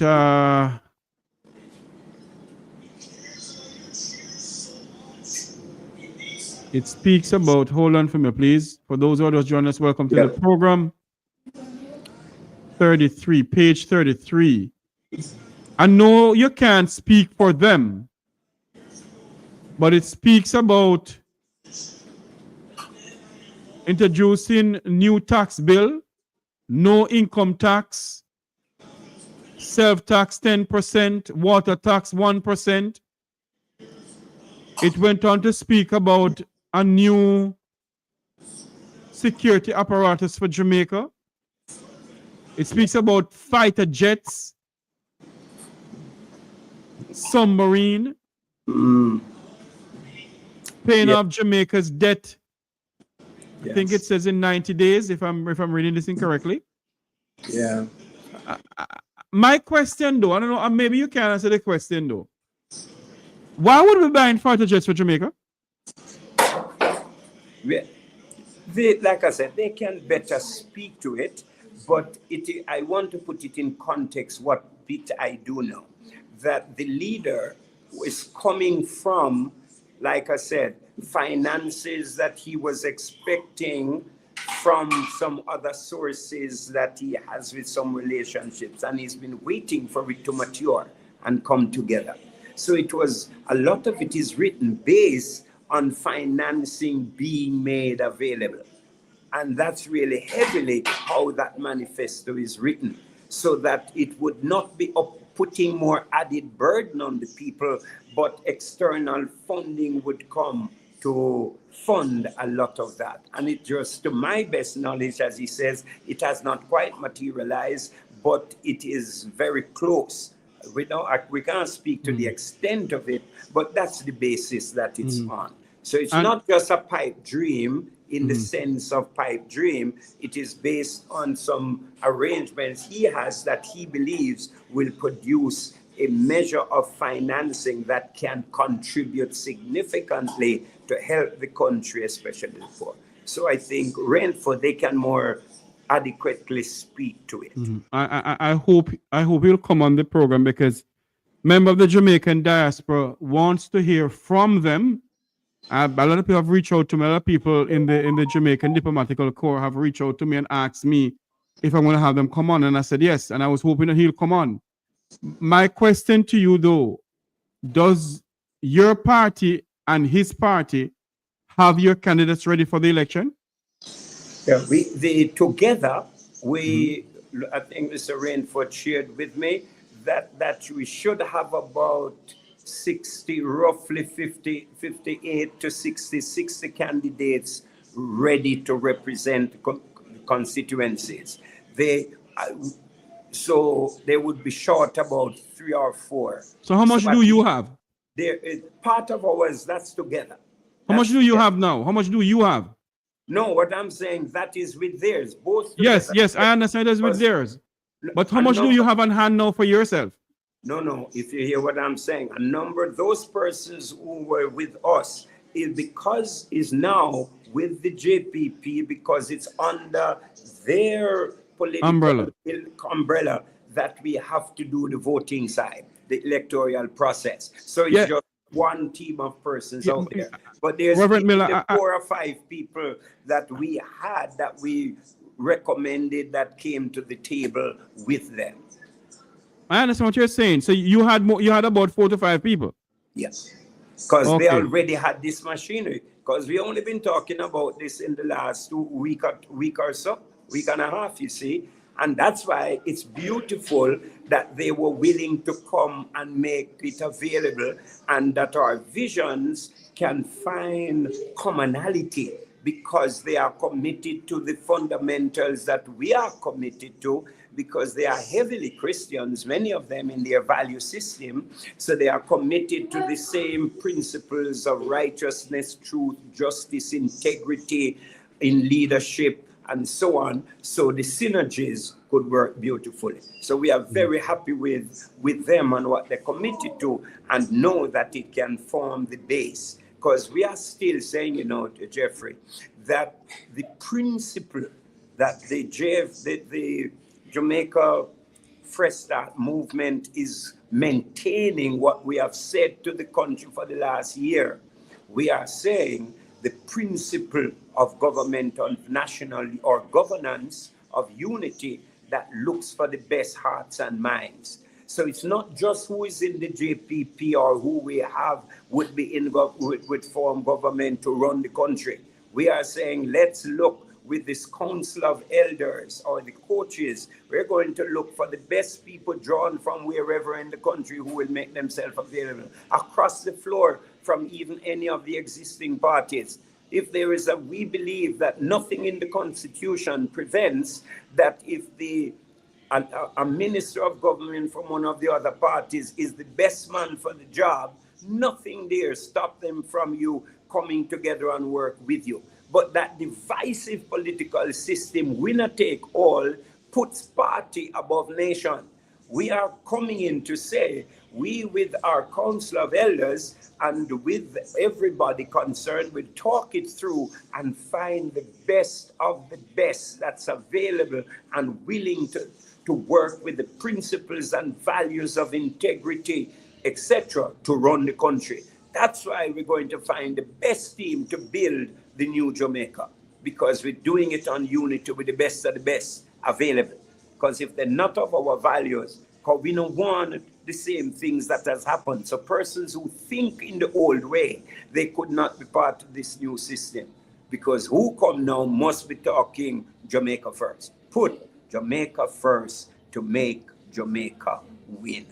That is the base philosophical position on which we are standing and wanting those of the diaspora and of Jamaica to say, let us together, man, make Jamaica great.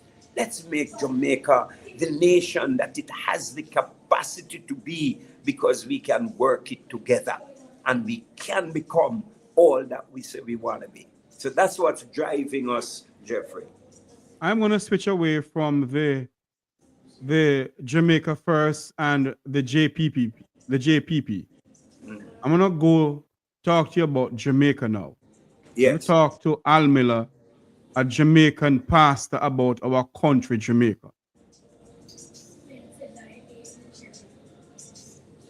Would you be prepared to have a meeting with Prime Minister Holness and say to him, the level of corruption in this country cannot continue?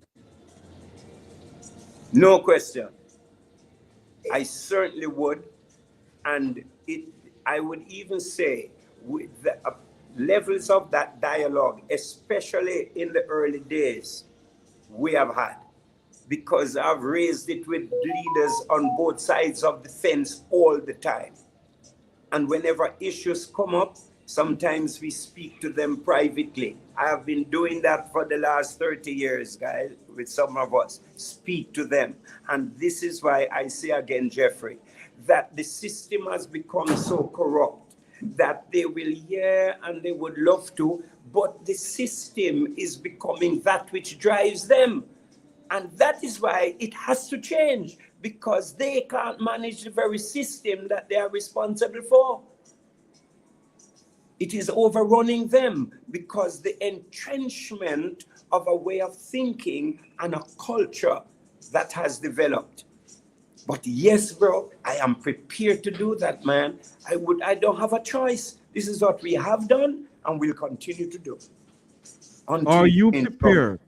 Are you, Reverend Al Miller, prepared to take your congregation on the streets of Kingston with placards about corruption and nepotism in this country? Yes, sir. And that so why is it, Reverend Miller, when there was a protest with the Jamaica, oh Lord, what's the name of the place again? There was a protest in Jamaicans for Justice. Was out there protesting against police brutality and whatever, and killing of people and whatever. Would you ever see one single church people out there? No, I don't know. Church organization out there. But let me tell you, not quite true, bro. Because we supported and helped a lot of what Jamaican Justice did. And I was into a lot of the things that they did. You see? But they were not a Christian organization, but they stood for Christian principles. So I stood with them. I supported them and the leadership as a principle. So, bro, I just want to say to you guys, I don't even like to say it because it could sound bad. I am not the regular church man. I'm out there in the street. I'm there fighting for the cause of the people. Always have done and always will. I don't have a choice. And so that's why sometimes I come under fire from the very church.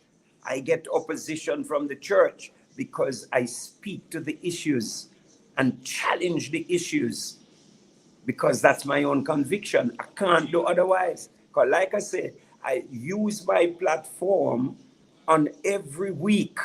If you go to the platform and see all the things I address every week, I have a segment in that program every week because we had reduced it from an hour and the station reduced its slot to half an hour.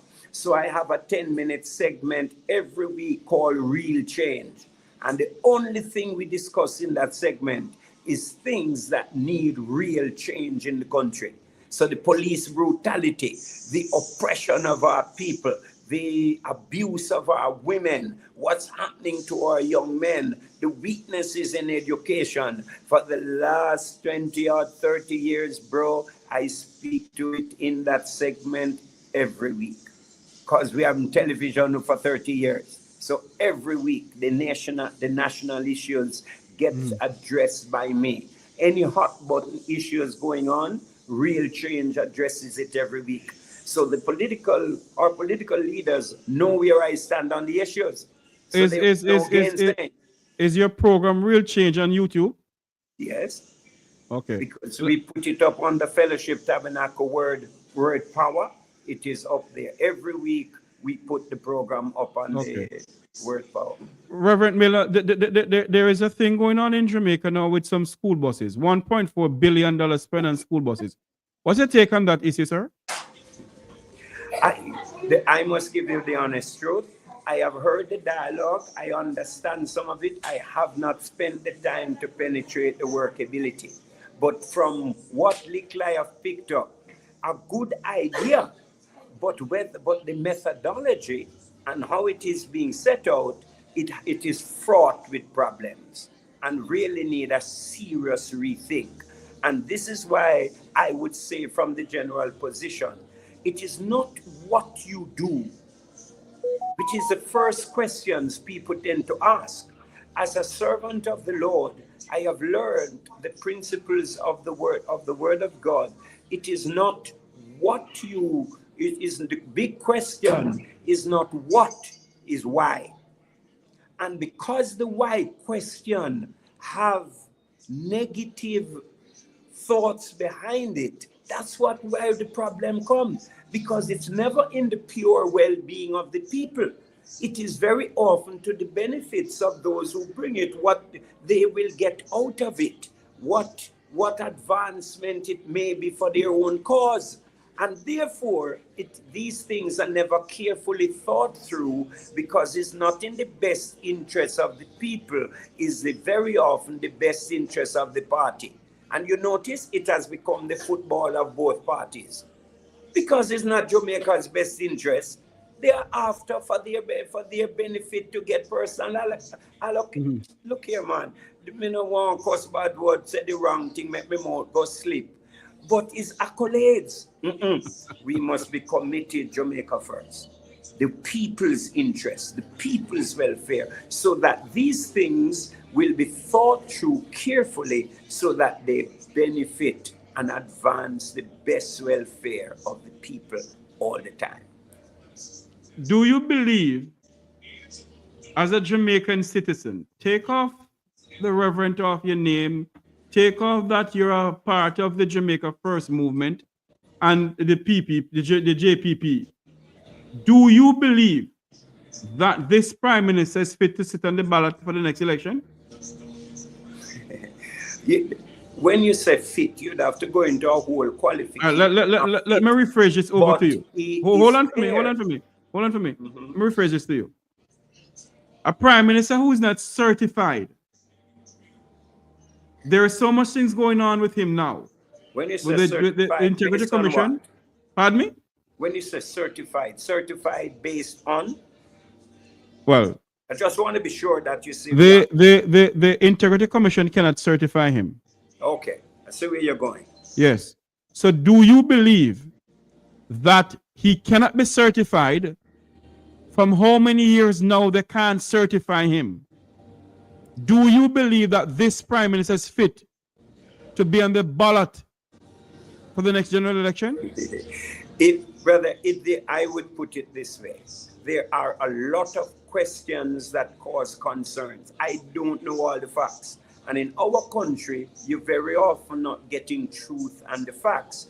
But a lot of us carry serious concerns about aspects of governance and integrity in a lot of things. And there are too many questions around, certainly some of them directed to the Prime Minister now, but some of them, we don't know the truth behind it. So I would be careful to say no, to finally just say no, because after that, I don't know enough. But I do have serious questions, and not just for the Prime Minister, but for most of those in the political process, because it's not a new problem. What we're seeing here now with some of the applications, some, it's been at different levels, but most of many of our political leaders at the highest level have had many of those issues in the past, and we as a nation are content to live Reverend with it. Miller, Reverend Miller, yes,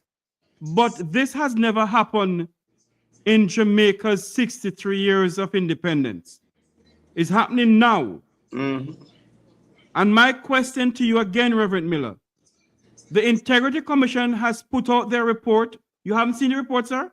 No, I haven't seen it. That's the truth. I know all of the things building up to it, but I have not read the report. So I would not. Okay, let me ask you this question then. Let me ask you in a different way then. Mm-hmm. Sorry.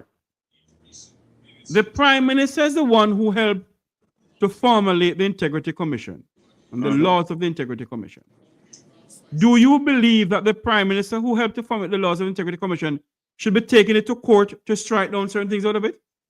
No. When you ask me that questions, I say then that does raise question. Because if you set it up to accomplish a purpose, then you must stand with the purpose for which you set it, and it can't change if it doesn't suit you. No, you have to live with it, because what must drive all action, Jeffrey, for me as a servant of the Lord, is one thing must drive action: not emotion, not feelings, not convenience. Everything must be driven by principles. And the base of principles is the Word of God, which is rooted, again, in honesty, truth, righteousness, and justice. And if you violate them, on whoever violates them, then you are violating fundamental principles. And so therefore it questions your ability to lead effectively, because you are using methodologies that cannot prove successful in the people's interest. So it is no question. So that's where, yes, I would say I have a problem there. You can't do that, because you set it. You have to live with it. Do you have a problem with the Prime Minister having 28 bank accounts? No, I don't have a problem, but it's depending on why, because I don't know why, if it is true in the first place, because I really don't know. But we could have bank accounts for various reasons. Reverend Miller, hold on for me. Is why. Hold on for me, Reverend Miller. You know what I don't understand, sir? We in the diaspora know more than you people in Jamaica then. And very often it's true, you know, because remember, we only get what the system allowed the media to tell us, because we don't know what go on, more go on. And are you aware? We learn more from you guys than what we get in our media at home. Because just to make, I might as well say, investigative journalism is a thing of the past. We had, even in our own country, we're not getting too much investigative journalism, because everybody is in the purse of somebody, or fear. When you're not in the purse, the system is so done that fear in the hearts of people from what could happen to them, that would you say the churches in Jamaica is in the back pocket of politicians? Maybe there could be a few, but by and large, I would say no. But what I can say, so to my fellow church leaders, they equally have fear, and they don't want to step out and speak against certain things. That's a fact. Why? Brother, because of their fear, and sometimes their own political. But the Bible says must fear man, you know. No, just watch this word. Some mix up allegiance and alliance. You can have alliance with anybody, but your allegiance must only be to the word of God and the principles of the kingdom. But that distinction is not clear for many, so they compromise. That's the reality. And unfortunate, but true. I'm going to ask you this question. Have you heard about the access to information? The access to information? Yes, man. Yes. Yeah. Are you prepared then? Are you prepared to send an email to them requesting a copy of the Auditor General report, requesting copies from the Parliament of Jamaica pertaining to the Integrity Commission? Yes, man, no doubt. And now you're raising some of it, and where we now in the Jamaica First Movement, it is something we certainly need to ask. And I would ask my people to let us request it, because we can only speak to what we have good knowledge of, and we must go and search out the truth and understand it and speak to it boldly. No two ways. So I would. No, you certainly. Because Justice Jeffrey, I'm saying again, you know a little of me, but you know me well enough. The only thing I live for is for the best welfare of my country. And I stand on the principles of truth, of justice, of the best welfare of the people, driven by the love of God. That's what drives me. And that's what I live by. I can't do anything else. Even to my own detriment, when they will want to say all kind of thing about me, we can only talk the truth and be honest and be true to the principles of the word of God. For that's where my allegiance lies. I want you, when we finish speaking here, Reverend Miller, I would like to ask you, sir, to Google all what I'm saying to you. Google it. And I'm prepared to get documents and send to you, sir. Yes. And what I sent you is not AI generated. It comes from the hall of the Parliament of Jamaica. It comes from the belly of Jamaica. The belly of the Parliament of Jamaica. And what surprises me, sir, is that you live in a country and you don't know what is going on in the country, sir? Yeah, we know some things, but we don't know everything, because that's the truth. And because we don't dig into anything as we ought. And I take some blame for that, because I don't dig into everything. We know. But I'm pretty much sure you have heard the news that the Prime Minister has access to 28 bank accounts. As we dig deeper, he has access to, I think it was 8 houses over a period of time. He was involved in Cash Plus. He was involved in holding. And I can go on and on. Yes, but and that I is would why only say, Jeffrey, I understand it. And we would need to go back now to the why. Because those things by themselves may not speak of ill, but yet it could. So we really just need to have the facts. And those things, I certainly want to have the facts that they are supportable, because there are some who have said and have heard the Prime Minister's defense on some of the things he's been accused of, that it is not so, because some of what he has required, he can legitimately justify it, maybe. But facts is what must be brought. And when we have the facts, then certainly we can challenge it. I'm prepared to get the facts and send to you then.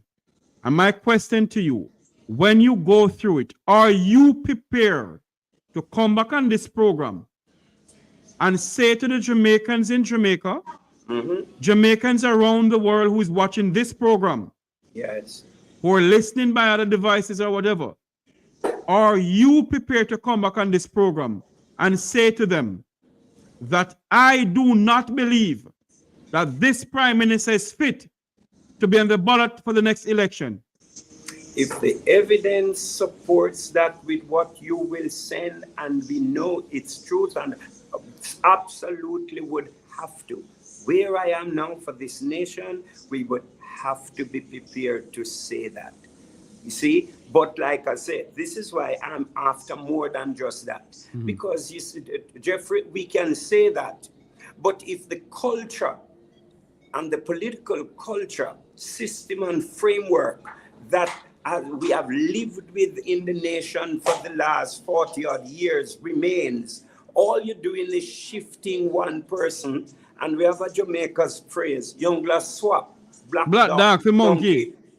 And but where we are at, I don't want to keep swapping black dog for monkey. That's why we are talking about fundamental change to the system of governance to ensure that we set a framework that can create the new Jamaica that is built on righteousness, truth, and justice, integrity in leadership, accountability of leaders against principles. This is why we talked about this Council of Elders for the 5 years, because we need to have the kind of men and women of integrity to hold them accountable as we build a new culture.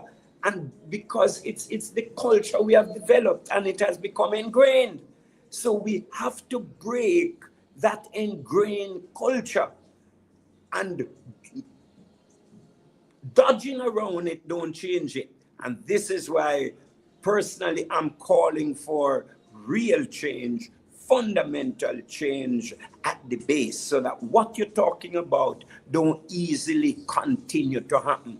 Because you change one and you bring in that one, like we have seen, but we all end up in the same place because we are not dealing with the root problems. Reverend Miller, I'm going to encourage you. Tomorrow, if you're not busy, sir, I'm going to send you a link with one of Jamaica's, a son of Jamaica's soil. He hailed from Waterhouse. He used to live in a 1-bedroom with him and his mother, and father, and brother and sister. He know what it's like to eat dumpling and butter. Dirty gal tin mackerel they call shakeout. He's now a retired FBI agent, Wilfred Samuel Rattigan. I want you to listen to his program tomorrow, sir. For him to educate Jamaicans and give Jamaicans some more insight of what is going on in the parliament of this country. Because even with the $1.4 billion bus saga, if it was any other modern democracy, Reverend Miller, the Minister of Transportation would have to step aside until there's an investigation. And if there's an investigation launched, who must go prison, go prison. I want you to listen to the program tomorrow, sir, because you know why? You said that sometimes you all don't get the news you're supposed to get. We in the diaspora get it, because you know why we in the diaspora get it? We decide that we're going to dig deep in our country. And let me make something absolutely clear tonight on this program. That if the People's National Party should gain state power tomorrow morning, I, Jeffrey Tavares, on this Make We Talk program, will hold Mark Jefferson Golden and the People's National Party accountable, same way as I'm holding Andrew accountable. Good. Same way. Yes. And I expect you, Reverend Miller, to hold the leaders of our country accountable, because you know why? When our leaders fail us, yes, the church are not to fail the people of the country, Reverend Miller. And the churches in Jamaica, brother, has failed the people of this country. And I can't deny that. It is the truth. I accept it, and I want to offer to say an apology for our weakness as church corporately. It's only true, we must say, we can't say that's true for everyone, because many leaders in our nation are committed and fighting the cause, but they are not heard sufficiently. But as a church, we definitely not standing strong enough and doing what we ought to have done. And a part of it, I repent and ask forgiveness for that. But that's what we're fighting for. And this is why even now, like I said, I did a news release today and saying to the leaders of our nation, we have created a vehicle for an opportunity for change.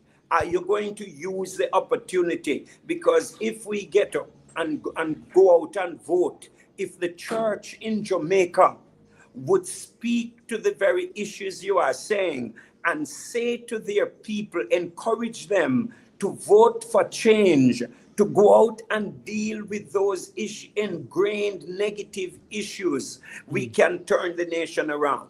That 60 or nearly 67% I'm hearing now, that is... Hold on for me, Reverend Miller. Can you just continue talking for me? I got to turn off something right here. Just continue talking. I'm not going anywhere, please. Yeah. So that 60 or nearly 67% of persons who have disengaged from the political process because they have lost faith in the process. They have lost faith in the leadership based on historical conduct, behavior, and commitment to Jamaica First. That they are there because they want a reason to vote, because they want good for their children. They want hope to leave a Jamaica that they can feel good about and that their children can inherit. And so they must come out and vote. To stay away from the polls is detriment, because your voice is your vote as citizens in a democracy. And the church should be leading that charge. Some churches discourage voting. Some churches discourage their people from engaging in service to nation if it looks anything political, because political issues are anathema. No, the kingdom of God is about rulership and nation. Religion is what most of our churches engage in. They are not into God's kingdom, which is about the welfare of the people, speaking for the people, fighting for the cause of the people, ensuring that justice is done to the poor, that our children are properly educated, they are properly fed, and that the health system enables each one of them to be able to reach a place that they can fulfill their hopes and dreams with good minds and healthy bodies. That's the job and the function of also our church. But we don't do it as well, Jeffrey. And I say I apologize, but we are trying. And this is it. And right now I'm saying to the nation, here is an opportunity, church. Wake up and smell the coffee and try to bring the change. Don't just deal with cosmetics. Let's deal with the root problems, relay fresh foundations and new paradigms so that we can have the kind of Jamaica, Jeffrey, that can fulfill the hopes, dreams, of aspirations, not of a few, but of all of our people. That you in the diaspora can be proud to be Jamaican as you are, but proud to be Jamaican because you know your country is exemplifying the very principles that you want to live by. Can we do it? Of course we can. Will we do it? That's the choice we have to make. And we are calling for the help of the diaspora and our own citizens. Help us. I'm sticking my head out there with the JPP folks who are helping us, and we are saying, we have created a vehicle for you. Are you going to get in the vehicle? Yes or no? It's a choice. And we hope this is the time to turn the country around. Let me, I know you have to run now too, because I don't want to keep it too long. I want you to come back on. I don't want to run you from this program, because sometimes when people come around, they don't come back. Because you hit hard. Yes. And because you know why I hit hard, Reverend Miller? But you must, because the only way we're going to get to the root of issues. You know why I hit hard? I grew up in Westmoreland. I'm from Negril. And I grew up loving this country. Yeah. I grew up around political people who is politicians in my family, people who raised me are politicians. Still have people in politics who are politicians. But there's one thing that my grandmother, my godmother, and my foster parents taught me. have an independent mind. Mm. None of them ever tell me, vote for the PNP or vote for the JLP. They always say to me, son, make a decision on your own. And I have made a decision on my own. And you know the decision I have made on my own, Reverend Miller? Tell me. Jamaica. Oh, wow. I am not a member of any political party. Mm. No color, green or orange, do not come before this piece of rock that I call home. We can go anywhere around the globe. But when they're sending us back home, God forbid, where we're going to go? Back into Jamaica. Absolute. And that's what we have to change, Jeffrey. So and that we is can why come home with comfort and feel good about it. And that is why I will continue to speak about the level of nepotism, the level of corruption, the level of cronyism that is going on in this country. We keep on forgetting that the ministers of government has a permanent secretary. Yes. And the permanent secretaries are as responsible as the ministers. Absolute. And when we're investigating ministers, we must investigate the permanent secretaries too. Our nation is in crisis, Mr. Miller, Reverend Miller. Whether we want to believe it, yes or no, if we take off the blink, if we take off the veil of our eyes of a JLP or a PNP, we could all see that this country is in serious problem. A friend of mine told me today that Jeffrey, stop saying that Jamaica is going down Haiti. We passed Haiti long time, we're going to Zimbabwe. Boy, we must wake up in this country, sir. And the Jamaica Council of Churches, the Jamaica Umbrella of Churches, and I will not apologize to no one. They are in the pockets of politicians. And that is why they can't come out and speak out against what is going on in this country. And there, I hear your sentiment, Jeffrey, and you are not far off. But I would say, I don't know, like you said, though, that they are really in the pockets. Some may be, But like I said, fear and a culture that we have accepted things as norm, and we speak about it, but we don't do anything about it. Because, go back to that basic scripture, faith without works is what? Dead. So to talk about it or pray about it and not do anything about it cannot produce change. And that's what we need. And what you have said, Jeff, is my sentiments exactly. I can't knock it. And this is why I am in the position I'm in today. Many of my fellow ministers say that what am I doing out there? Should not be doing what I'm doing. That's not the place for you, Reverend Miller. Maybe it's because you're after this and you're after that. Can't make that get under my skin. What we have to do is work to create, to build that new Jamaica.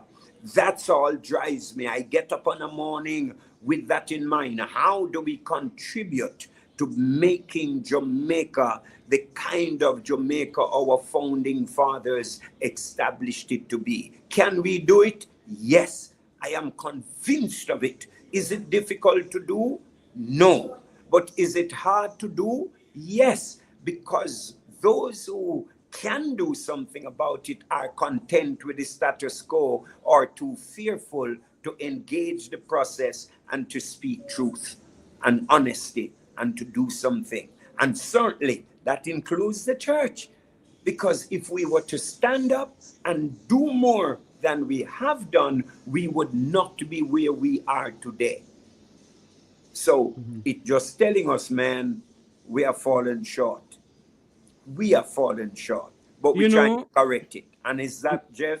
I thank you for the opportunity and I ask you for your help, because that's what we're trying to do now. We say, is best. Somebody saying, even with my coming out now, why we never start a year ago, 2 years ago? We can argue that. The fact is, we're doing it now, but they say it's too late. I respond, too late? It is never too late to do what is right. And therefore, if you recognize that you should have, but you didn't, then you must now do it, correct it, And so the church must now get up and do what is right if it didn't do it. Engage the process. Speak against what is wrong. Put our mouth in it now. Do it. Don't say too late. Is it the dickens too late? We have enough time to just realize that, like you said, Jamaica is in a crisis. And I have referred to it in many of my articles. If you pull them up, you will see it. I have used the phrase, we are in an ever worsening or deepening crisis. And this is why I'm out here this year as opposed to the past, because I believe that if we don't arrest Jamaica in 2025, we are going to lose this generation. Because some plans that some of our current leaders have for this nation to sell it out to others. Let's face it, a lot of what we have done, we have given it all away to others. And our own people are not benefiting from what our nation has, and we're content to live it. Because if we don't do it now, it ain't going to, I believe that it won't happen again in our generation, because the world is changing so fast. This is our last opportunity to be able to do something at the very core for Jamaica. And that's why I'm out there now, because I cannot go back to my God and believe that I didn't do everything I did. And I see the problem, and that's why I say I'm willing to take the risk. I'm willing to step out there. I'm willing to do what it's going to take to rally who will come, who will hear, because at least they must never say, we never had an option. We never had a choice.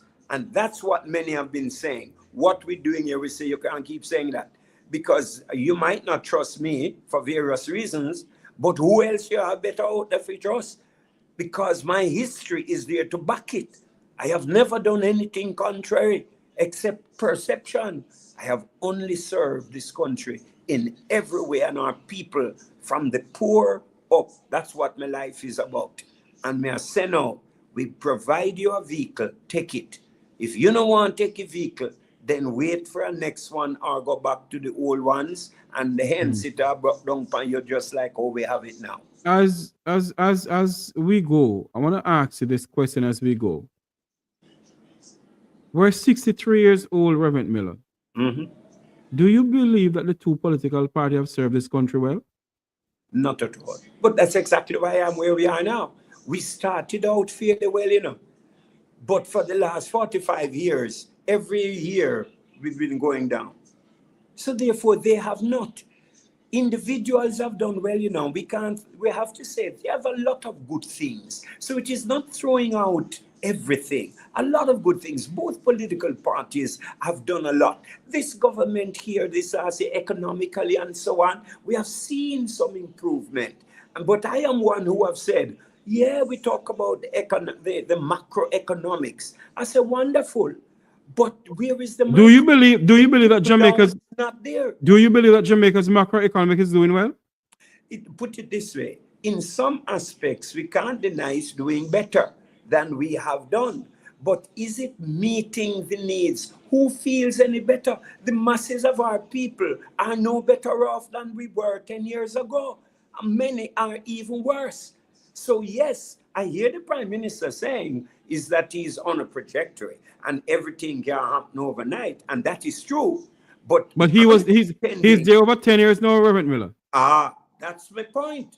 So if after 10 years, we are not significantly further on, what's the basis can we believe that is going to be different? And my argument is you may do some things better, but it cannot bring change because the fundamental issues remain.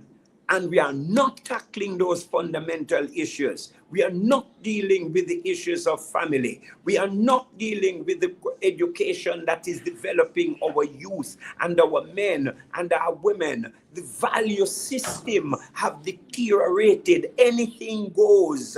The crime, the violence. You spoke earlier about we had done better with police killings. But we go on right back to it again. You see, what is that telling you? Something is wrong. And we are applauding it and making excuses and justifying it.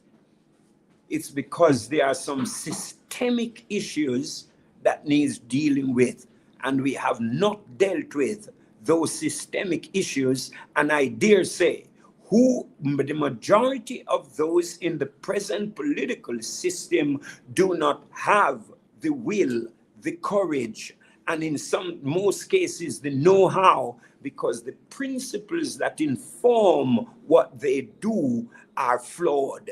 Because the only principles that are guaranteed to work are principles that agrees with the Word of God. Because it's only about love. It is only about the best interests of others, the success and prosperity of all. And when we live by those principles, we lift up everybody. And that's where we are, Jeffrey. That's what has to happen, and we must change it. And this is the time to do it. We must do it now, when I'm challenging us all to get up and do it now. But we have to do it together to the best we can. And together don't mean everybody. Unity don't mean everybody. But enough of us who are committed to the same set of values and principles, let's come together and do it for Jamaica. And let's do it now. Because this is among, I'm not going to say it's the last chance because we can't see the future, but we are close to we are running the end of the chances. We don't have too much more opportunities if we fail this one, because the things are going down fast. We're not getting better. We are getting worse. Socially, we are worse off today. Morally, we are worse off. Spiritually, we are worse off.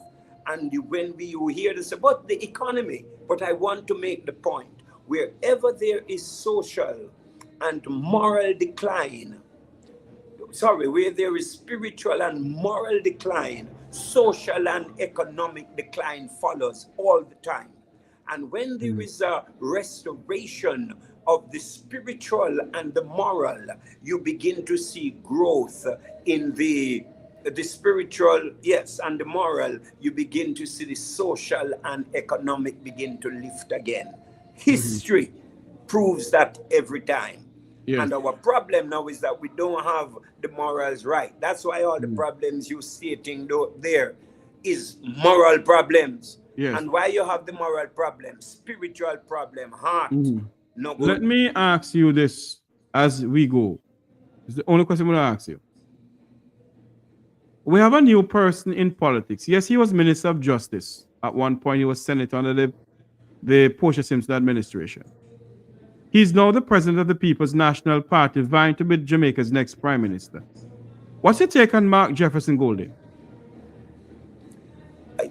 Mark, I had the privilege of having a good talk with him a couple months ago, that I think I understood his heart a little better. And I do think that he wants to do good, but I know our leaders have done, but that he wants to make a difference. But I maintain that there is little difference he will be able to make because of the system that exists, and they don't have enough fortitude to fight that system.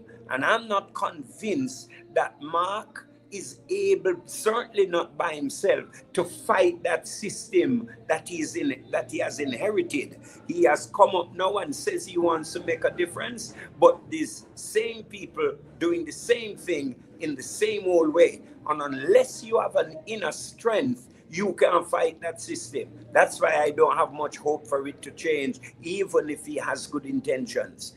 Sir, the present Prime Minister, I believe when he came in, had high hopes again. I says, wonderful, here's a young man could do well.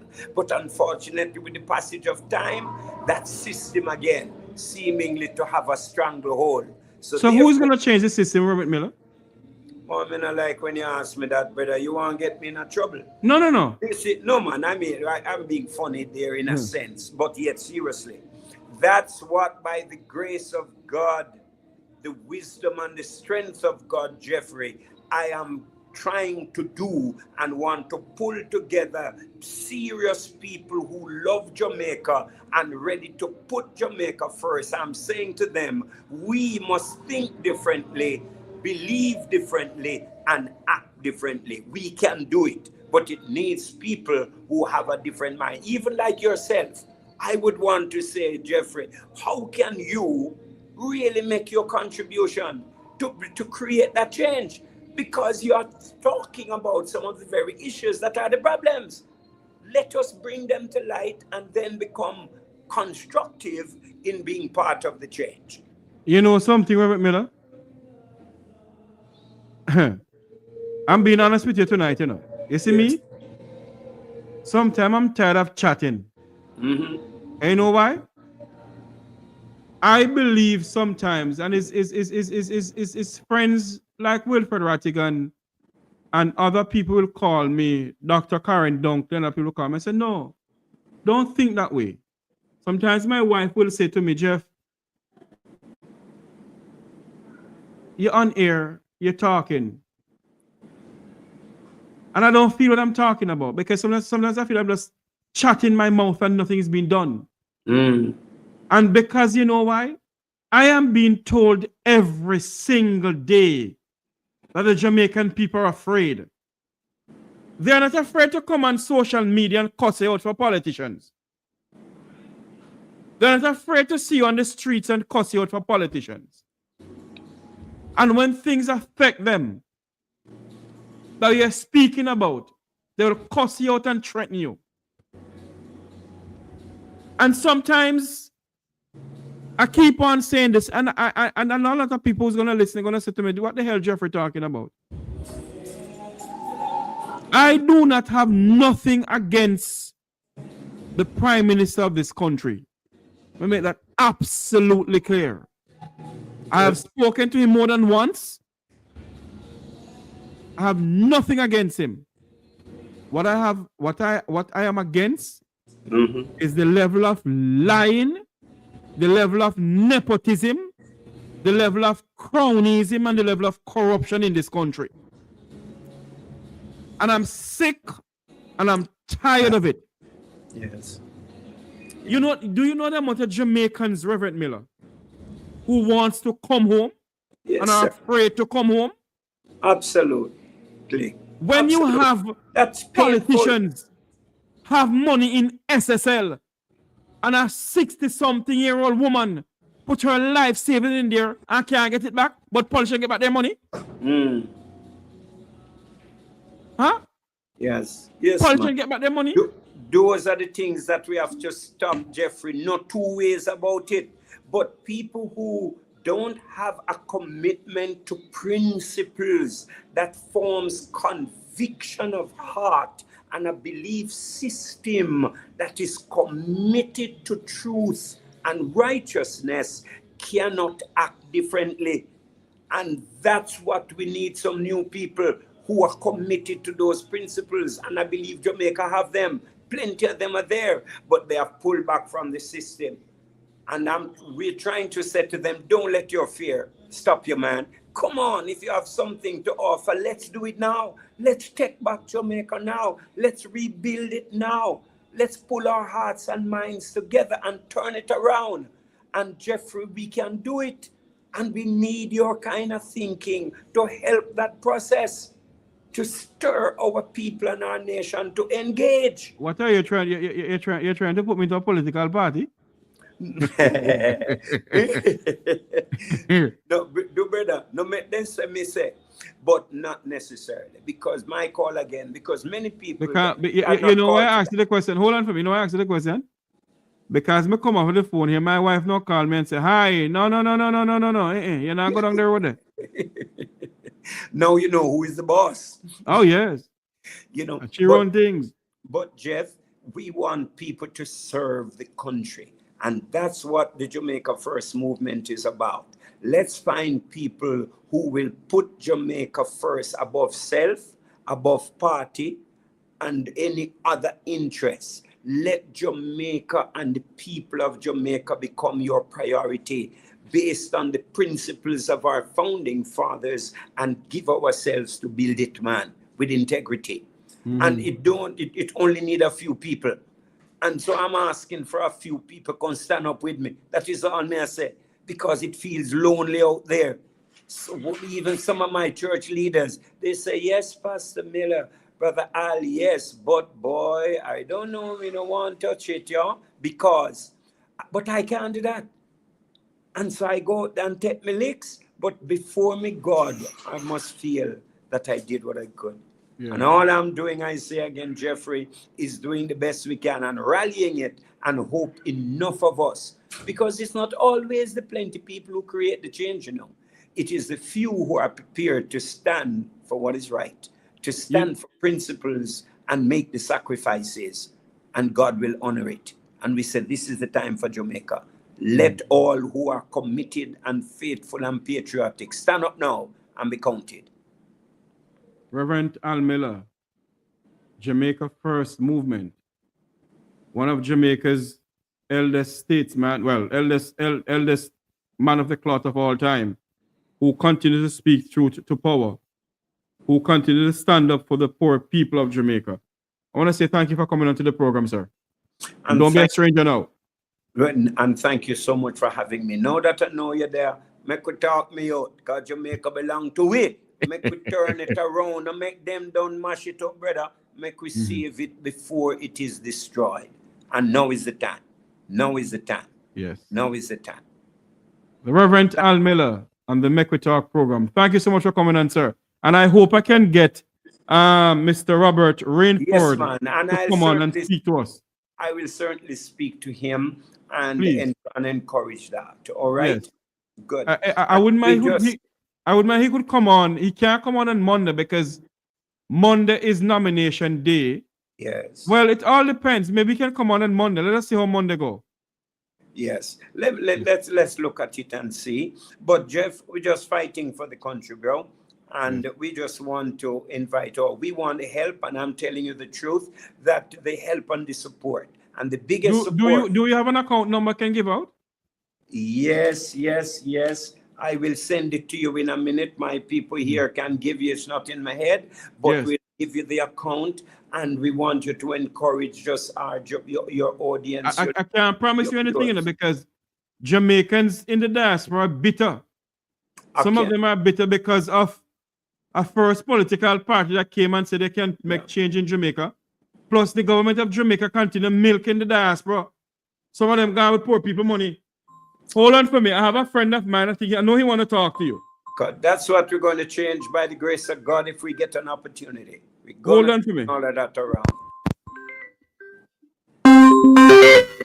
Good evening, Justice. How are you doing? Justice? Hold on for me. Oh, Lord, what happened here? Hold on for me, Justice. Justice, you hearing us? Yes, man, I can hear you. Can you hear? Yes, I can hear. Go ahead.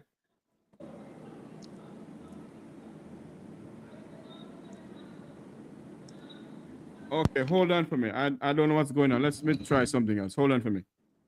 Go ahead for me. Yes, I'm driving home. And I'm listening to the conversation you're having with Reverend Al Miller. Yes, he's still here with us. Yes. Jamaica don't need another movement. Okay?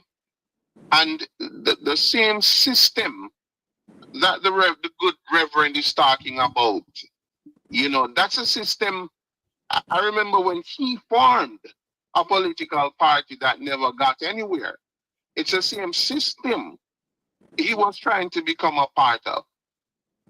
I believe that when a political, when a leader of a political party puts himself forward for the first time, okay, well, you got to give them the what you call it, you have to give them the opportunity to do right or to do wrong with time. You do not know the People's National Party stands for an ideal, and the Jamaica Labour Party stands for an ideal. Now, whichever ideal appeals to you most, that's the party that you're going to align yourself with.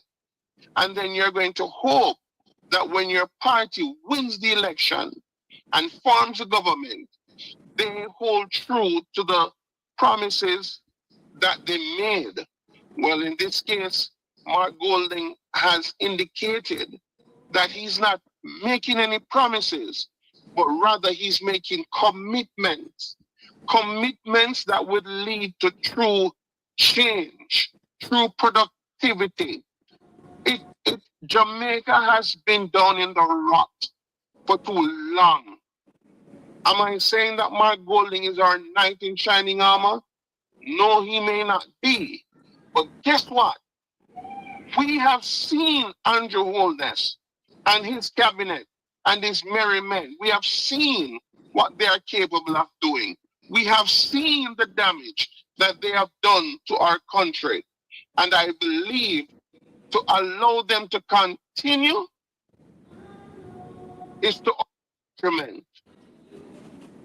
Jamaica can do better. Jamaica should do better. And I believe that all Jamaicans should galvanize and support this new venture, this new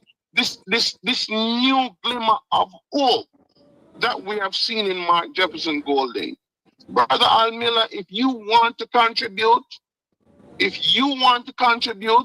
you get yourself close to Mark Golding and try and be a counsel to his ear and advise him to walk with God and to think nation first. Think about the poor man. Think about the inner city community, the youths. Think about building Jamaica. Jamaica, my brothers and sisters, is the pearl of the Caribbean. But she has been consistently looted and plundered by men, greedy, heartless men like Andrew Holness.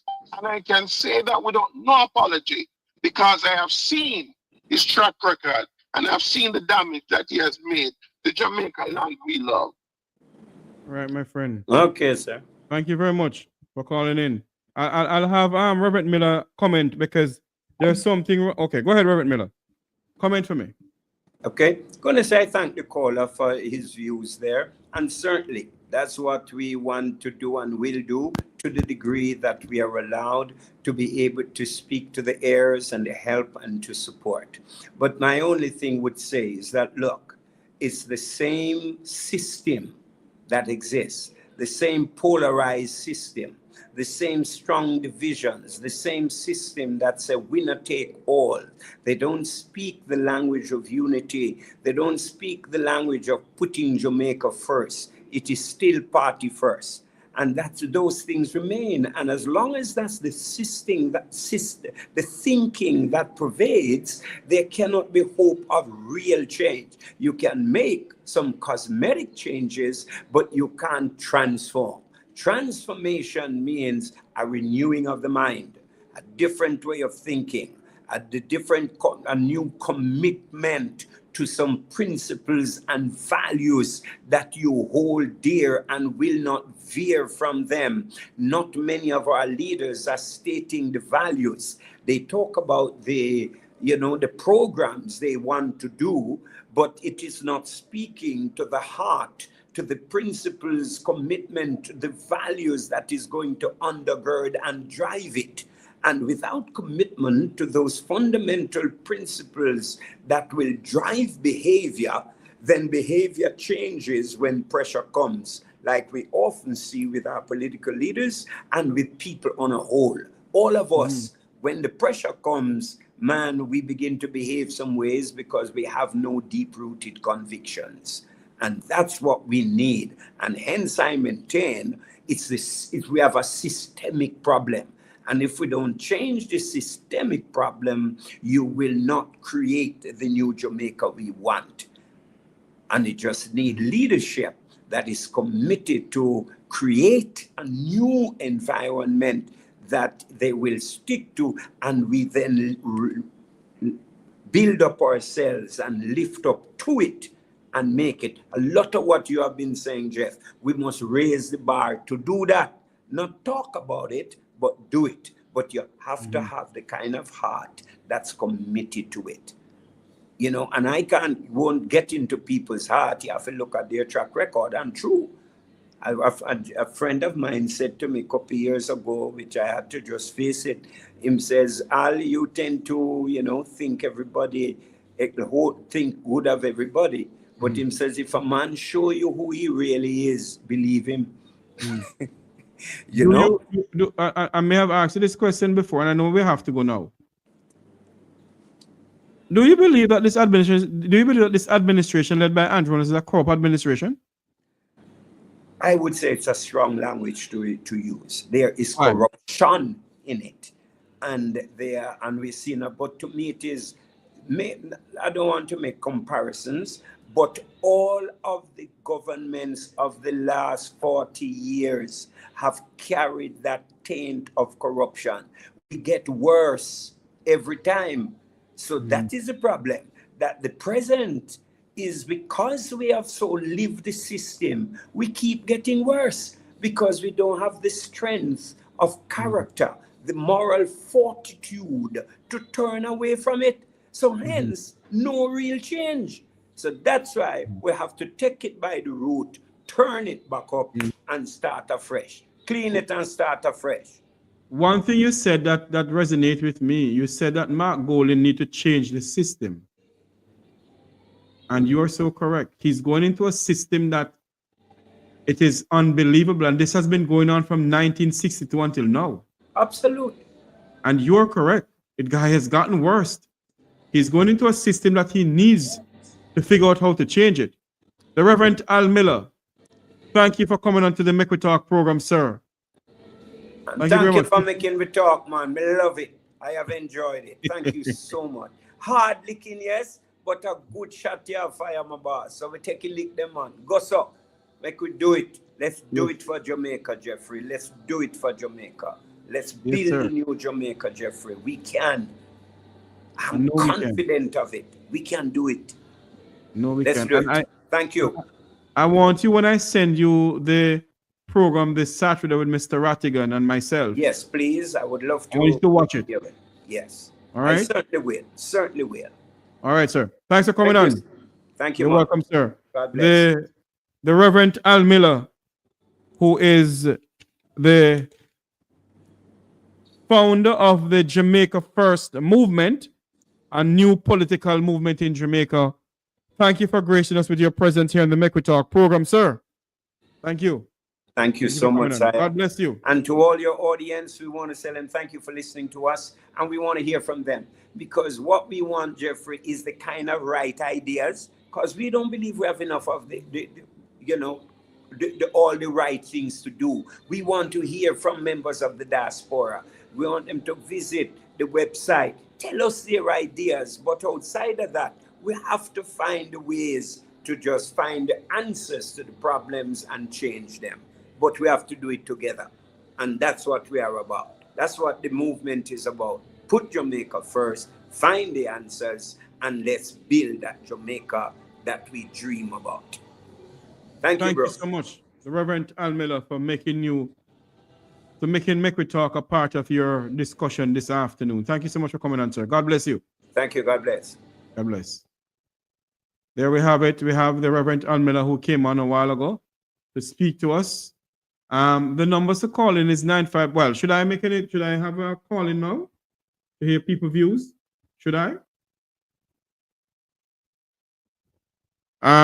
Yes, let us do that. We're gonna make a call, call in to make people come on. I want to say thanks to the Reverend Al Miller for coming on to the program. I think justice is right, Jamaica doesn't need a new political movement, Okay, the numbers to call in is 954-529-8030. Come on, students, call and tell me what you think. And be very respectful now, you know, because I see some chat in the chat room. My God in heaven. You must behave with yourself. You guys must behave with yourself, you know. The number to call is 954-529-8030. I am trying to get Mr. Rainford, Mr. Robert Rainford, to come on the program to speak to us about his political party. Hello, good night. Welcome to our program. You're live. Where are you calling from? I'm calling from Brooklyn, New York. Go ahead. Mr. I have known Pastor for many years. Yes. And I have known even his sister. I held him in very high esteem. But after hearing him tonight, because my cry has been, where has he been? And if he knows nothing about what is going on in Jamaica, how is he going to make change? What is he going to change? He can't change something that he does not know, right? And if a person like Al Miller does not know of Wilfred Ratchison. No. Hold on. Hold on for me, ma'am. Hold on. I never asked him if I heard about Wilfred Ratchison. I don't remember asking him that question. You know? No, but you never asked him that. But if he is not aware of the many platforms that is going on. No, but hold on for me. With all fairness, ma'am. Hold on for me. With all fairness, you know. Some people don't listen to YouTube, you know.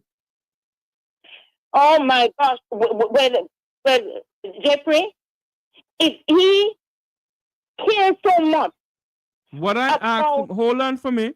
What I asked him, I said to him, are you aware of what the Prime Minister is doing? He said to me, no, he's not aware of it because the media in Jamaica don't give them certain things.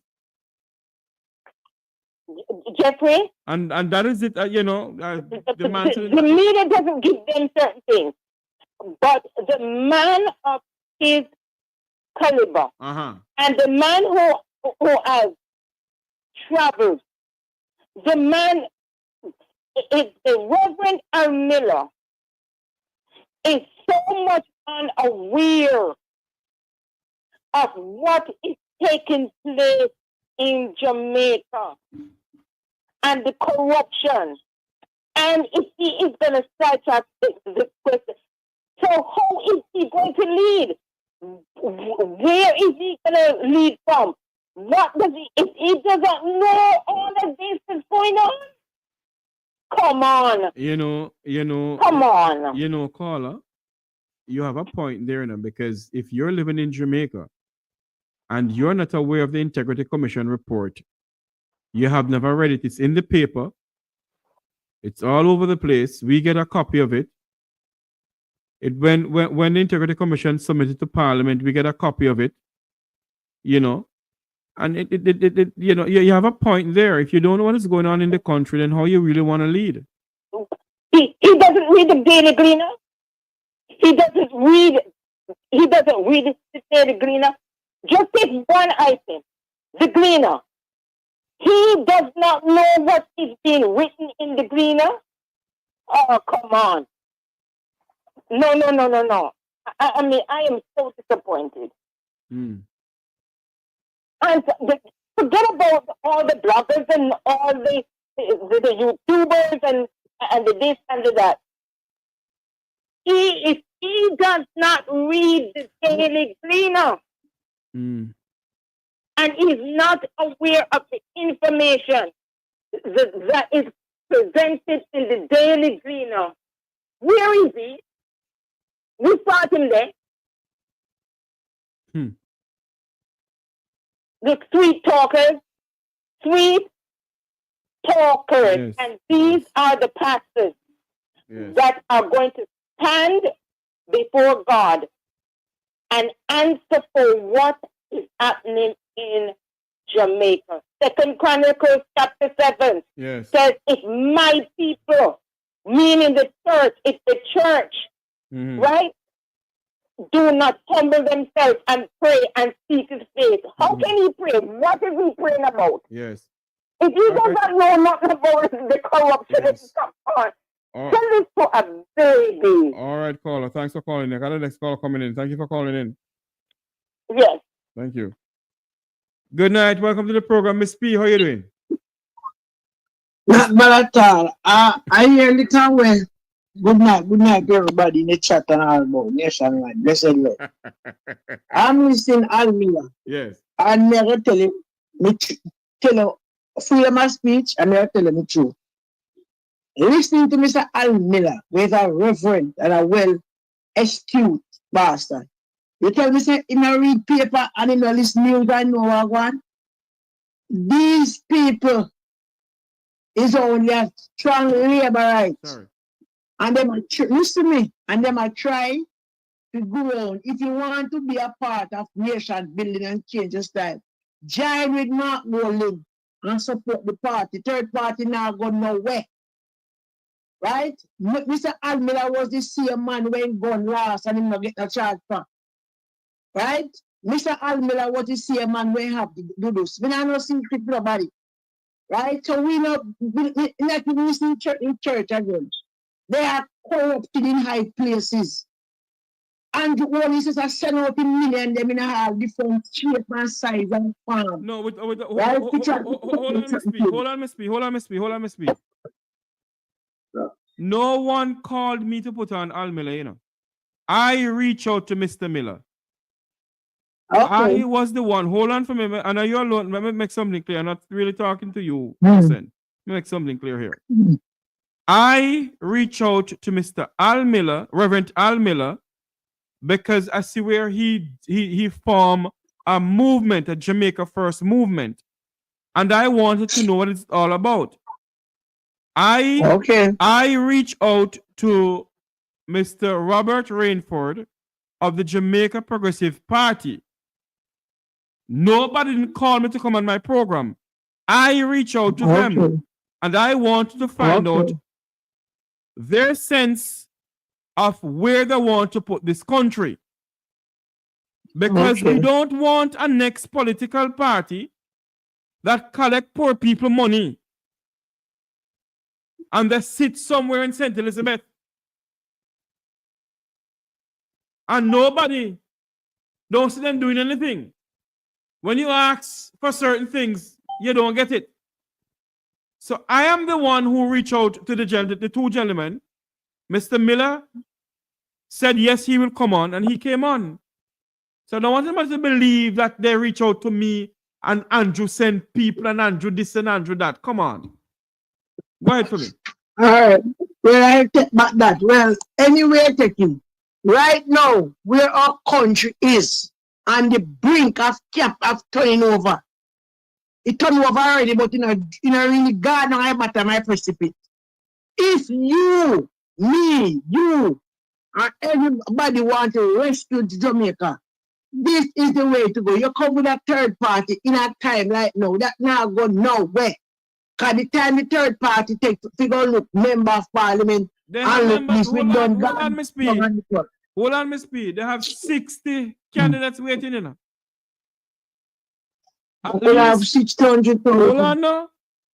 At least they have 60 candidates between the Jamaica First Movement and the Jamaica Progressive Party have 60 candidates.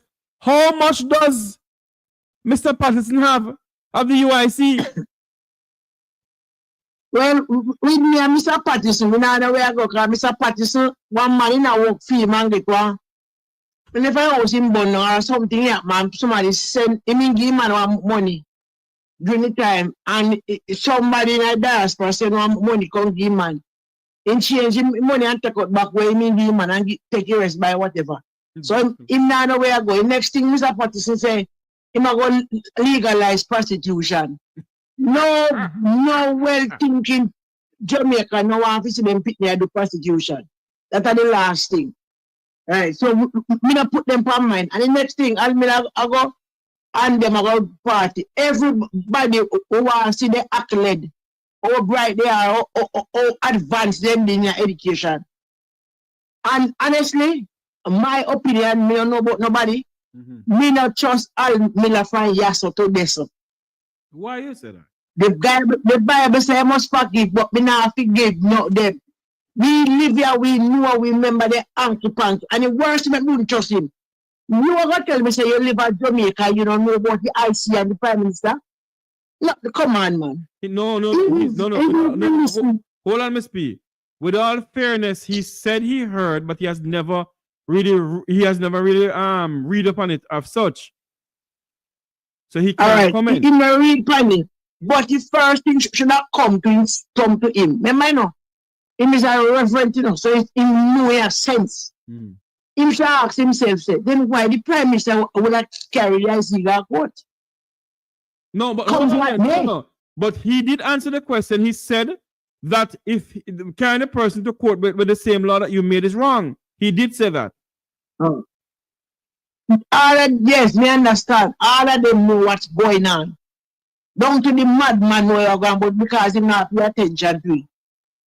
This time in Jamaica, people pay more attention to politics more because people are feeling Jeffrey Tavares. People are feeling the Prime Minister come out and tell people about people with low employment.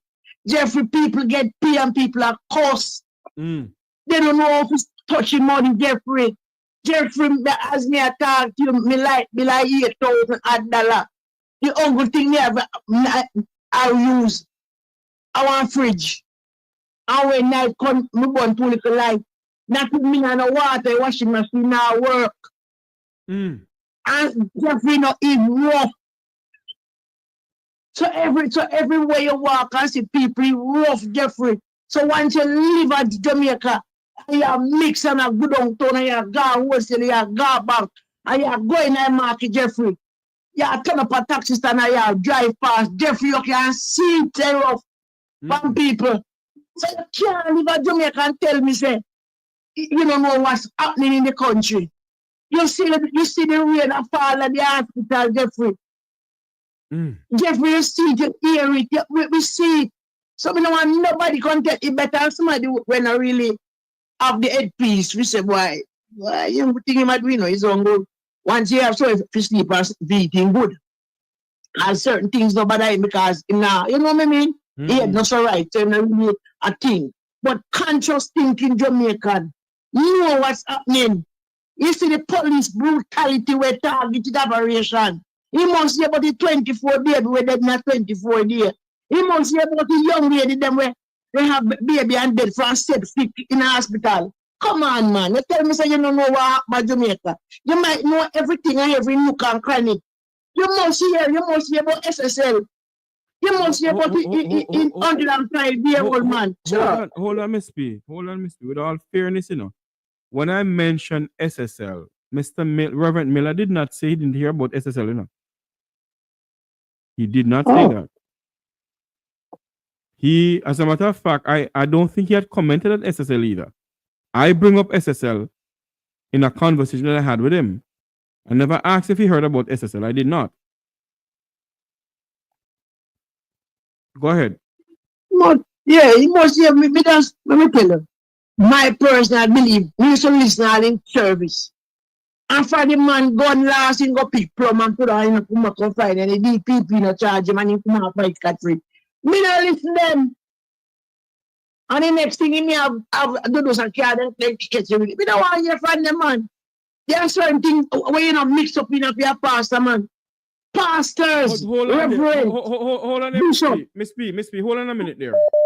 The country is in a crisis where the security forces could never go down to Tivoli Garden. All right? The security forces find themselves into a big crisis with Tivoli Garden. The politicians have put their foot in their own mouth. And I remember the initiative that Mr. Miller had where he go around and speak to people in the inner city and so forth. And he decided then, he just said it on the program, that when he see what is going on, that Jamaica was going to have a bloodbath.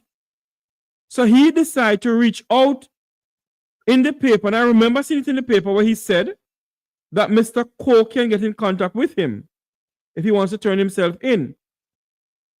So based on what Reverend Miller said tonight, Mr. Coke reached out to him and said, I won't come in with anybody else except you. So he decided to go for him and turn him over to the US Embassy. Lo and behold, the Jamaican authority get whiff of it and so forth, and they apprehend him on the either the Dyke Road or some Portmore. I can't remember where they apprehend him. When it comes down to a situation like that, if a pastor or a justice of the peace can quell the situation, then they have all right to do so. And I would say yes, they should do so. If the authorities in Jamaica did not blow this thing out of proportion, where thousands of Jamaicans died in 2010, they gave us a wrong figure of how many Jamaicans were murdered, assassinated on their own soil because of politics in this country. Mass graves because of the administration led by whosoever at that time. All because of one person. So I don't blame Mr. Miller, and I'm not taking a Reverend Miller. I am not.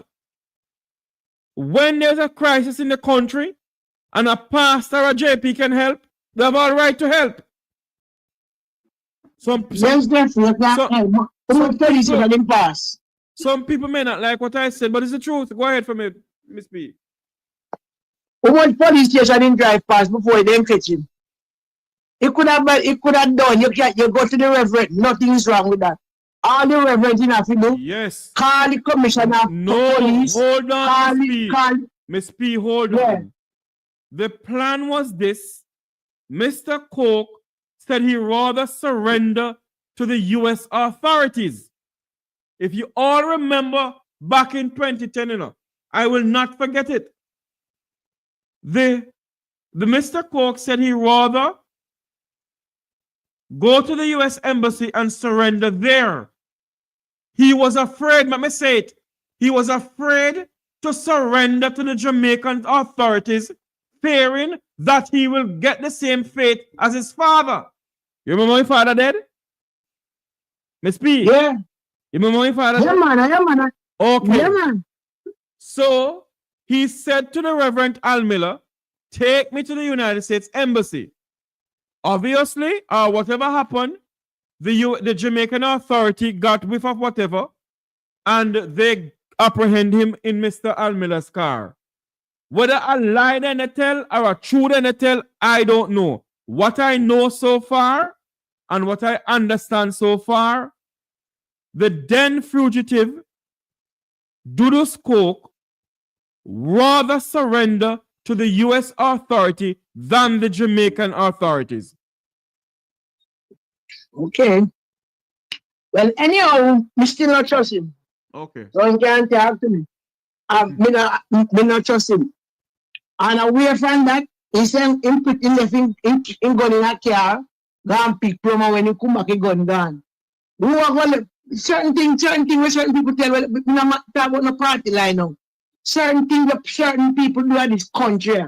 Where some astute person do and get where me and you, Jeffrey, couldn't get where with it. That's true because and they not pay no penalty. Because the people the people who live below Crossroad couldn't get away with it. You have a point there. All right. So let me make it be clear. I do not know the circumstances behind the Reverend Al Miller and this vehicle and gun business because I never read upon it. I never followed the story. So I cannot and I will not comment any further on it. Yeah, I'll read me here. Me learn from you. Me learn from you. I was coming a paper in a Gleaner and in the RJ archive and in the JIS archive. So me make assumption because the great Finsley, Robert Finsley, teach we say the humble thing that go quote here, so. So me know what I say. We come out the right news. Sorry. Right? And the DPP, which name, check 5, no charge him. All right. If he charge him, in not get no penalty where a ordinary Jamaican would have get. And him not get an interrogation like where the ordinary Jamaican would have get. For negligence, that thing like gun. Only if you have your gun and your gun just get me so. And nothing not gonna come out of it. Oh. So when they come over here, take up time, I'm not with them. Anyway, it was a good program, but when they come with them third party and then fourth party, I'm not against third and fourth party, nothing wrong with that. But right now, Jamaica need to rescue. Right now, Jeffrey may get paid since B and Jeffrey, we don't know how to start to pay. We don't know which party works first. And we not say we're lazy, we're not lazy because we are work hard. And in the company then we are work, Jeffrey, you've been treated worse than a dog. Imagine how they treat mongrel dog in Jamaica. We treat worse than that. We don't know right and imply and tell us that at certain time them all gear one shoes. And when the time come, not even slippers. Then tell you again, say, this is going to happen. And when the time come, happen, you know, no Ministry of Labor, if you go Jeffrey, Jamaican hard working people, no have no Ministry of Labor, if you get no redress. Jeffrey, these are the things that happen. One place I work and they say, them offer you a little lunch. If you have 30 people at work, Jeffrey, you cook one meat for 30 and then one to them when you give people dark food. Eh? Come on, Jeffrey, man. You know it at some point. That's why you find too much people ignorant. Sometimes I go and say people want to say good mind, because the person standing but the mind is somewhere else. Back to school people are dead at 22, at $25,000 to my little back to school money. Where me all get it from? $25,000. I mean, I talk about shoes and bags and uniform. I talk about paper in school. When they don't tell us you have free education, no go to their free. My man of 25,000 to pay school alone. Uniform, book, shoes, bags, not in a yet, Jeffrey. Almighty God, what is this? Eh? You know something? My son father dead, and me go apart place. 8 times, me go apart. And when he passed exam, Jeffrey, they put me pass the exam with good high marks. And when we go by school, I tell the teacher everything. We work, and when we do, me survive, and me animal alone. The teacher write a letter and give me the care down my part place. And Jeffrey, my son, I went at grade 9, and until now, nobody from part to look for me now, me pick me. My God. You want more of that? The teacher write the letter with the school edit money. This teacher write the letter with the school edit money and give me and me carry down there. Dear God. And I'm going to grade 9 and until now, not a little help. How many years was that? Jeffrey, when I'm going to grade 9, so now, grade 7, 8, 9, I'm going to 3 years now. You haven't heard from the part people, eh? Not even nothing. Not even a phone call. You go down there. Did you copy? Hold on for me, Miss P. Miss P, hold on for me. Did you photocopy that letter the teacher gave to you? I don't think so.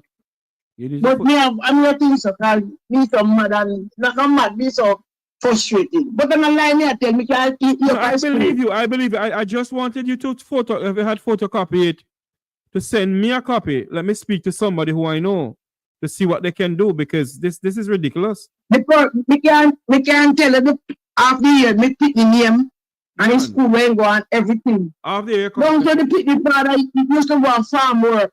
Listen, how them people are wicked. We father used to go on farm work, and them have one little thing where any picnic went dead and died. So I have a must want insurance something or something this sort.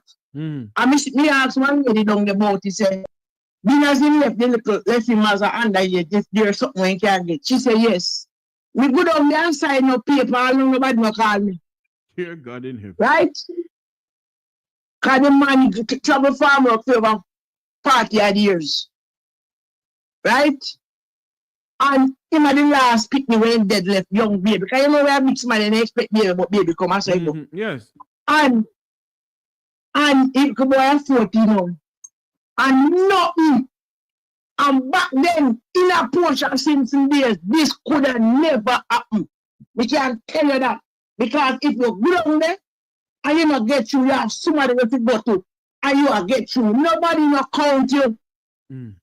And yet, so these are the things we talk about happening in Jamaica. Yet Babsy Grange spend millions of dollars on Grand Gala for independence celebration. And our people stand in the sun at the passport office trying to get passport, to obtain a passport. Our people stand in the sun of the part program just to collect a chip and halfpenny and they can't get through. This country, right. this country, and we understand, so they cut down the part money from 6,300 to 2,100. I have been hearing that. That is alleged. That is alleged. No, because I not get none. I have been hearing that. I'm going to make some calls and find if that is true. And the wickedest thing is, Jeffrey, yes. Listen how people are wicked. When we used to live elsewhere before we come a Sentan, we could wind up on part. So when we come now, all we do is transfer it. When we go a Sentan, they see it, panic. So them have to do. Them they when miss no game, just put him on back panic until they speak to you. Unless somebody collecting it. Nobody now. Hold on, Miss P, hold on. Unless somebody inside the Ministry of Labor and Social Security collecting the money under false pretense. It can happen. What's probably? Well, probably that's so, but we know outside nobody now collect it. Right. These are the things we have at Jamaica. And this big nose man want to tell man vote for them. Vote for what? Vote for what? Security work from 2023, Jeffrey Tavares. Then say, they prepare with some back money, where they take from we to NHT and whatever. The Supreme Court, which I believe is the biggest court of the land. It is the highest court of the land. It is the highest court of the land. What am I going to say? The Supreme Court is the highest court of the land. The former Speaker of the House of Representatives, Maurice Dalrymple Philibert, always said the Parliament is the highest court. No, go so. The Parliament of Jamaica is not the highest court of the land. The Supreme Court is. Go ahead, Miss P. Right, and the Supreme Court ordered them to pay security officer them back money from West when from 2023 to pay from September 23rd. 2023 somewhere there, and until today 2022, and until this blessed moment, not even a dollar. Not even a dollar. Oh, response in labor and social welfare of your human being. Them. Look how security work hard and risky. Eh? Look how security work hard and risky. And long hours. And you tell me how people work and you don't get the pay. And you tell me, say, if you go vote back when we win, and we put people last. The most thing in our business or anything is your human capital. If you don't invest in your human capital, you don't have nowhere to go. You work my business, you have your workers, them work. If you ensure that your workers them is well taken care of, so you get production. But you know something, Miss P, you don't know why we're not getting the money? Because the people who own the security companies are friends of the politicians. And some of these politicians own security companies too. Some of these politicians own security companies too. If the PSRA Private Security Regulation Authority. Where every year them text that as the time comes for your pay license, them attack test your phone. When you take a stock, man who wants security company, a member on board. Then all things are better. You're Yeah? in heaven. No, sir. Eh? Mm-mm. No, nobody no business with you. The Jamaican people, let me tell you, make we give Mark Golden and his team a chance. He said they can turn around this place. Right? They have a start about Jamaican people no want work, not go so. But it doesn't make sense to call me if you can work on at the end of the day, me pay a taxi for you cover your place. Pay a taxi for you come back, buy one little food to catch up my stomach. And whatever you pay me no have nothing, it don't make no sense. It don't make no sense. Jeffrey, you know, me and you piece of Axtale, brother. Me think no Axtale place like again. Me think no Axtale, I'll do Axtale and our best, but we don't know where Jamaica we like little spicy food sometimes. Yes. You understand? You know, me not buy one cornflakes, brother. Come to them people, man. When them come with them, all them third party people here, rally round Mark Golden, rescue the country. And then when the country come on a good footing, look at when JLP wipe out permanently, they don't come within a party. Nothing wrong with that. But right as we speak, we now focus on a third party now. We are focused to save the country. When the country save and the JLP wipe out, then we will rise up. That is it. That we will do. Rescue we. Look at the teacher them. Them are planning to go walk out. You are going to tell your teacher them say 0% raise. And yet still it's alleged that you don't have much $1 billion a walk by vote. I want to have so high. Eh? We don't have so high that's not afraid to come to the office. But my question is this, though, Miss P. They have billions plundering of poor people money and billions more to be plundered. And they can't give their teachers a salary increase in year one or whatever they're supposed to get in year one and year two. And don't you realize that the JCF is facing the same problem? Because the minister have not met with the members of the JCF. So pretty soon, this country going to lock down lock, stock, and barrel. Of course, the people are idiots. I next thing, I want to look at Jeffrey. You born and live in a country. And more time you work at a hotel. And you can't book a weekend in if you say, well, I feel so tired, I go book a hotel and get a little relaxation. Imagine that.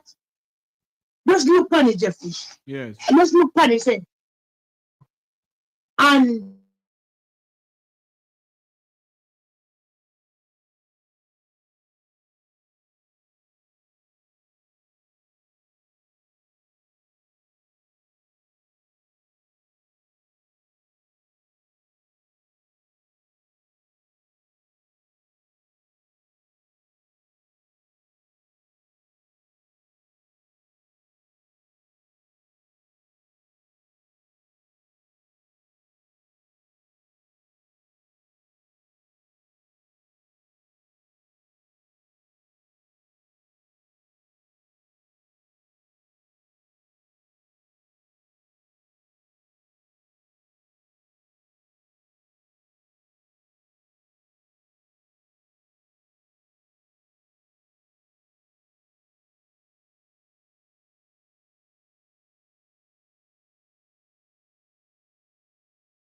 to work on the groundsman work and clean the toilet, nobody don't appreciate you.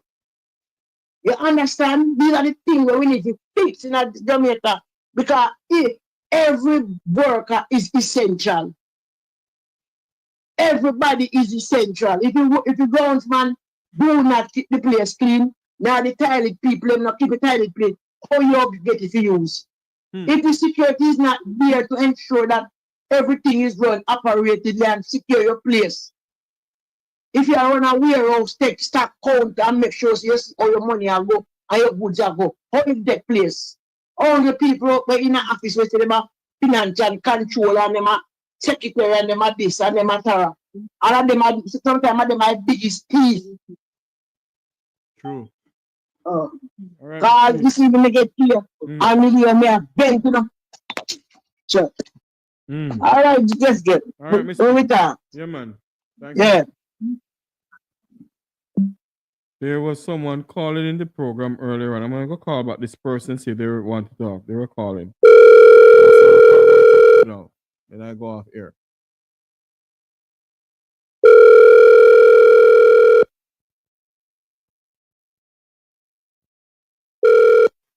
Good night. This is Mr. Top. Good night. Good night. You're calling? Yes, Brad Jeff. Yes, man. What's going on? Talk to me. Well, we have to give thanks. Yeah. Turn off the TV. Hold on for me, sir. Hold on for me. Turn off your TV in the background for me, please, sir. Yeah, yes, it turned off. Okay, go ahead and speak now. Yes, I have to say thank you for keeping up the good work. Yes, I'm bringing about the things that affect the people of Jamaica.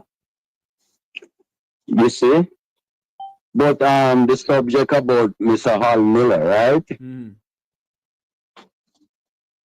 Why would a person choose to come at this time in the height of an election when the election call actually already to really say that you're coming with a third party? Let me ask you a question. Hold on for me. Did you watch the program from the beginning? Not really from the beginning, but I thought you did give us some highlight that you was gonna bring him on, but I get in late, so I got. All right, let me say this to you. Let me say this to you. Yeah. The third party has been formed already. They have their candidates on the ground. There's 60 candidates combined with the other with the Jamaica Progressive Party. Jamaica First Movement have their candidates, and they have they sign a joint thing or whatever with the Jamaica Progressive Party. So they have their candidates on the ground. It's not as if they form something now or whatever. They have their candidates on the ground. So they are going to they're going to contest the 2025 September 3rd general election. Okay? Yes. But I've been watching most of the programs. And there is no advertisement on them much, apart from the one that was called UIC with Mr. Patterson. I don't see a lot about Al Miller, where Al Miller party is concerned, unless I'm behind the screen. But what I'm really saying is that we have to understand Jamaica history and the church. You see, in our struggle in the 1700s, when the church came to us, the church was a passive element to keep us divided. The church never really come to the aid of our struggle. If we understand Jamaica and the Catholic Church and the Anglican Church and the Jesuits, we have to understand when these elements came into Jamaica and what they were about, because you must understand that even though some people were Catholic, there was still Catholic from British that would have the interest in Jamaica, and there was Catholic on the other side that were. Listen to me, sir. Hold on for me. Britain have nothing to do with Jamaica's problem now, you know, sir. No, but you see, history have something to do with the problem. Don't have a thing to do with Jamaica's problem now. We are the cause of the problem.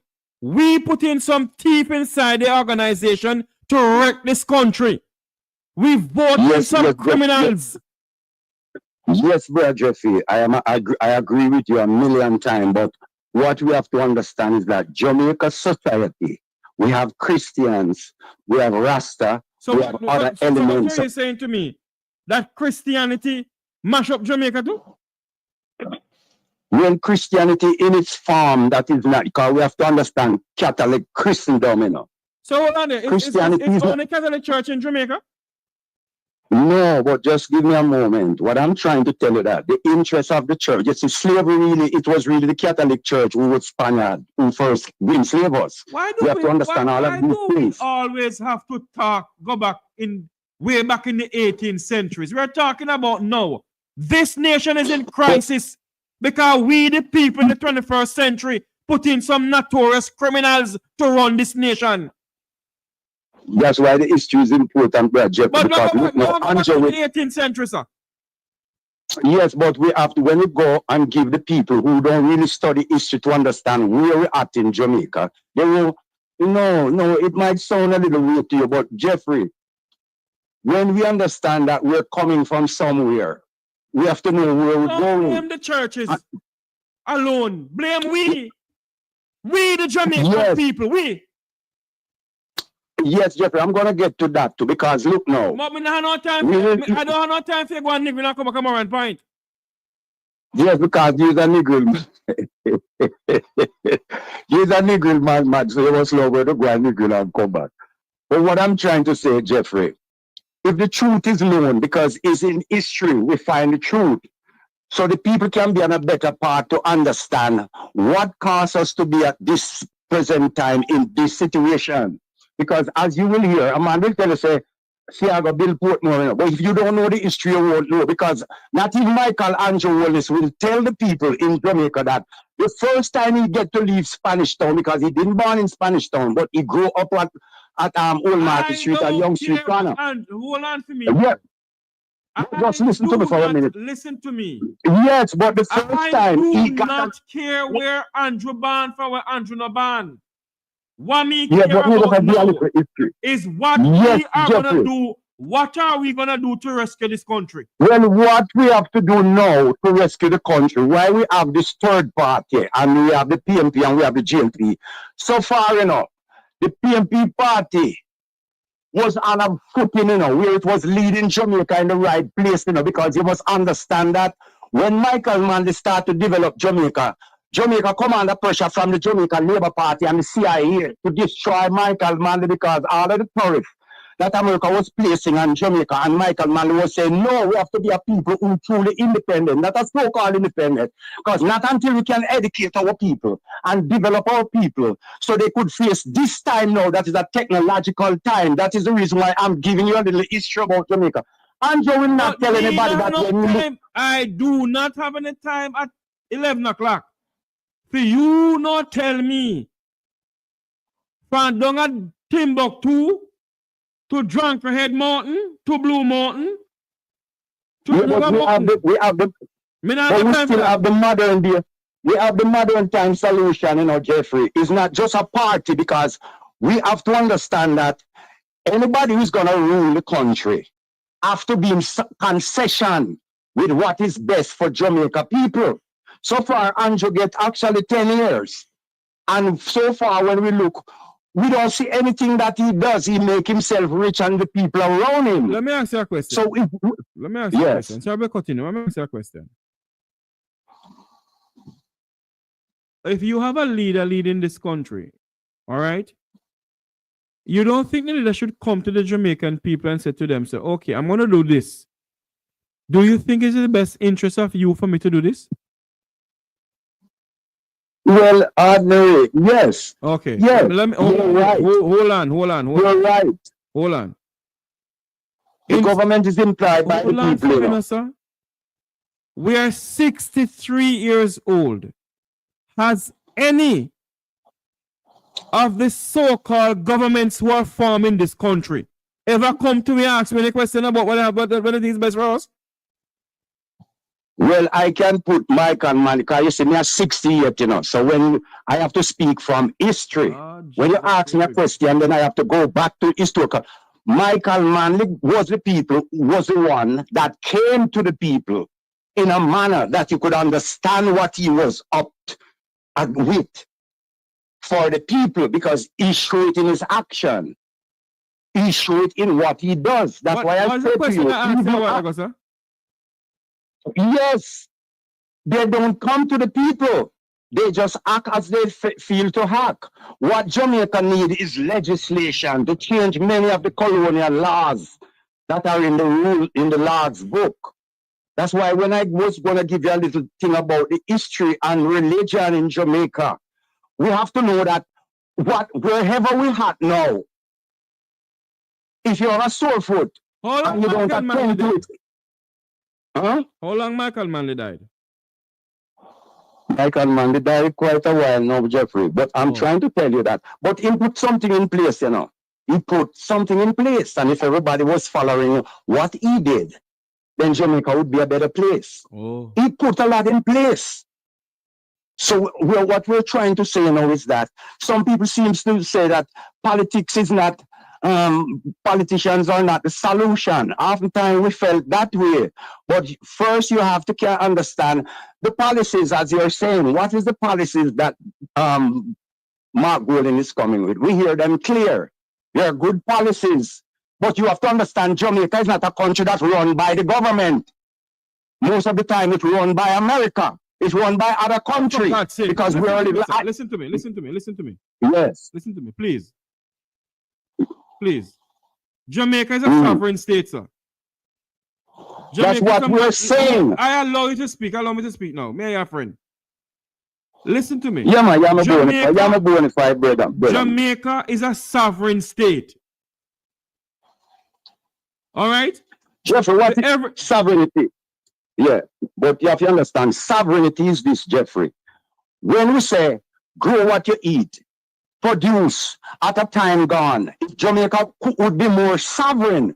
Jamaica is not sovereign in that sense, wherein that we can depend all the things we need, we can produce it, we can do it. So you're saying we don't have what is... Hold on there now. Yeah. You are saying to me that between the Americans and the British and the Canadians, are them tell you buy for them sitting from overseas carry our country? No, not necessarily. Self-reliance was one of them. That's why when Manley say, educate yourself so we can be scientifically and develop. That's what he was saying in the 80s. So today we would be in a better position. But so when he said those things, there were other elements that were saying that no, they're going to be truly independent and they're going to be self-reliant and they can depend on themselves and they don't need it. Jamaica should be a little superpower by now. If we had educate the people like Michael Manley said and follow that program, Jamal School, education, development, sports, Jamaica should be a little superpower in the Caribbean. Hello. My brother Jeffrey. I asked you a simple question. And the question I asked you was this. All that is going on in Jamaica with goods and that kind of something. Did the Americans or the Canadians or the British force us to buy their something carrying our country? Yes or no? Yeah. Yes, you see, what you have to look at now, Jeffrey. Hold on. In what way have they forced us to buy carrot and all those things bring in the country? No, well, I wouldn't say them force us in that sense. But if we don't have the thing, you just tell me they force us?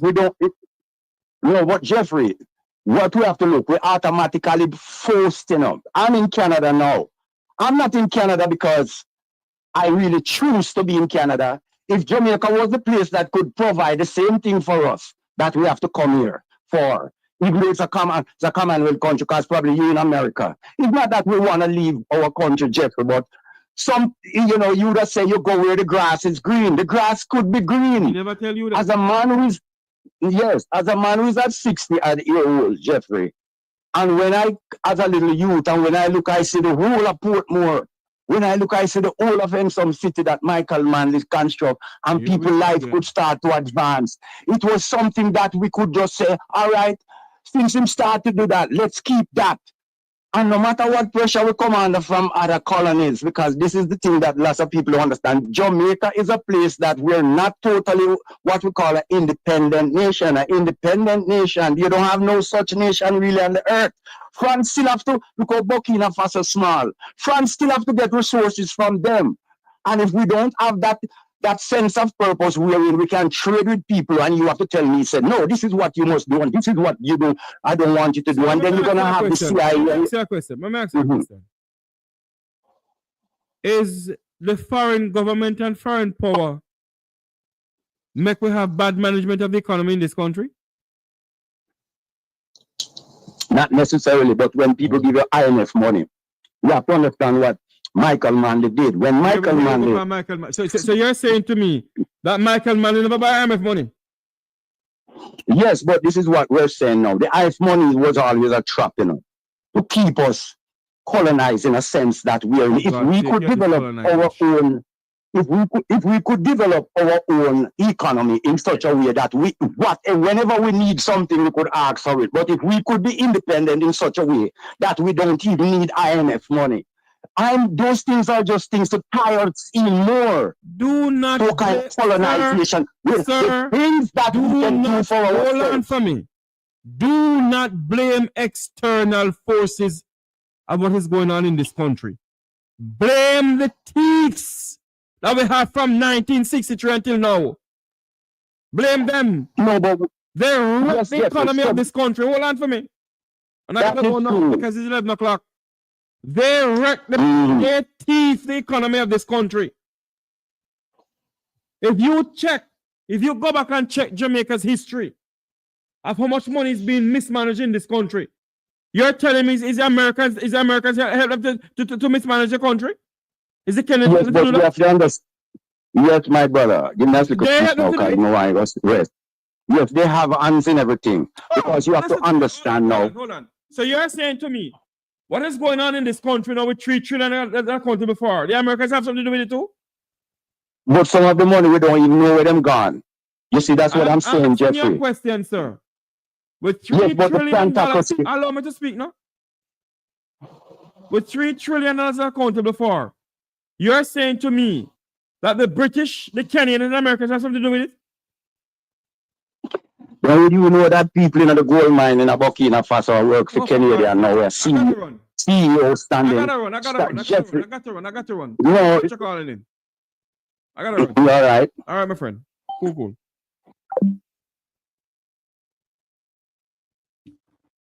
As we were going to say so long for tonight. Don't come and tell me that outside, that America and Canada and England know where $3 trillion gone because them get some money too. Chatting crap in this country, man. We voting some notorious gangmans and some notorious criminals in this country. We vote them in, some of them, to wreck this country, to thief this country, to mismanage this country. You know the amount of politicians get rich off of Jamaica? Some of them dead and gone, and some of them is still there wrecking this country same way. Now come and tell me what America and Canada and whatever they do this. Them is a bunch of criminals, they are thieves. Until you hear my voice again, I'm Jeffrey Tavares saying thank you all very much for joining us. Thanks everybody for coming on. Thank you for the calls, for the texts in the chat rooms. Thank you all very much. Join the Regent Ratigan program tomorrow at 3 o'clock Jamaica, 3 o'clock US time, 2 o'clock Jamaica time, with none other than the man who hailed from Waterhouse, Jamaica's fearless leader, Wilfred Samuel Ratigan. He will be on tomorrow. I am Jeffrey Tavares signing off from the Make We Talk program. Remember to like, share, and subscribe. Until you hear my voice again, may God bless you. And may God bless our island home, Jamaica land we love. Have a great night, everybody.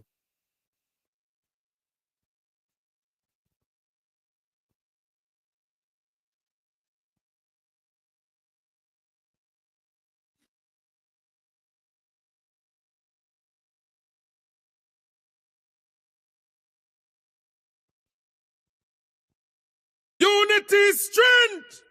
Make we reason. Make we talk. If we see corruption in any shape or form, we're going to highlight it. Make we talk. Jeffrey Tavares represents yard and broad of the entire diaspora. As long as it affects the life of our nation, uncover the truth. Make we reason. Make we talk. And we don't care about no vumva viva va. No upper echelon. Nobody's not above the law. As long as it now help Jamaica. Make we talk. Make we talk. Unity is strength. Make we reason. Make we talk. If we see corruption in any shape or form, we're going to highlight it. Make we talk. Jeffrey Tavares represents yard and broad and the entire diaspora. As long as it affects the life of our nation, uncover the truth. Make we reason. Make we talk. And we don't care about no vumva viva va. No upper echelon. Nobody is not above the law. As long as it now help Jamaica. Make we talk. Make we talk. Unity is strength. Make we reason. Make we talk. If we see corruption in any shape or form, we're going to highlight it. Make we talk. Jeffrey Tavares represents yard and broad and the entire diaspora. As long as it affects the life of our nation, uncover the truth. Make we reason. Make we talk. And we don't care about no vumva viva va. No upper echelon. Nobody is not above the law. As long as it now help Jamaica. Make we talk. Make.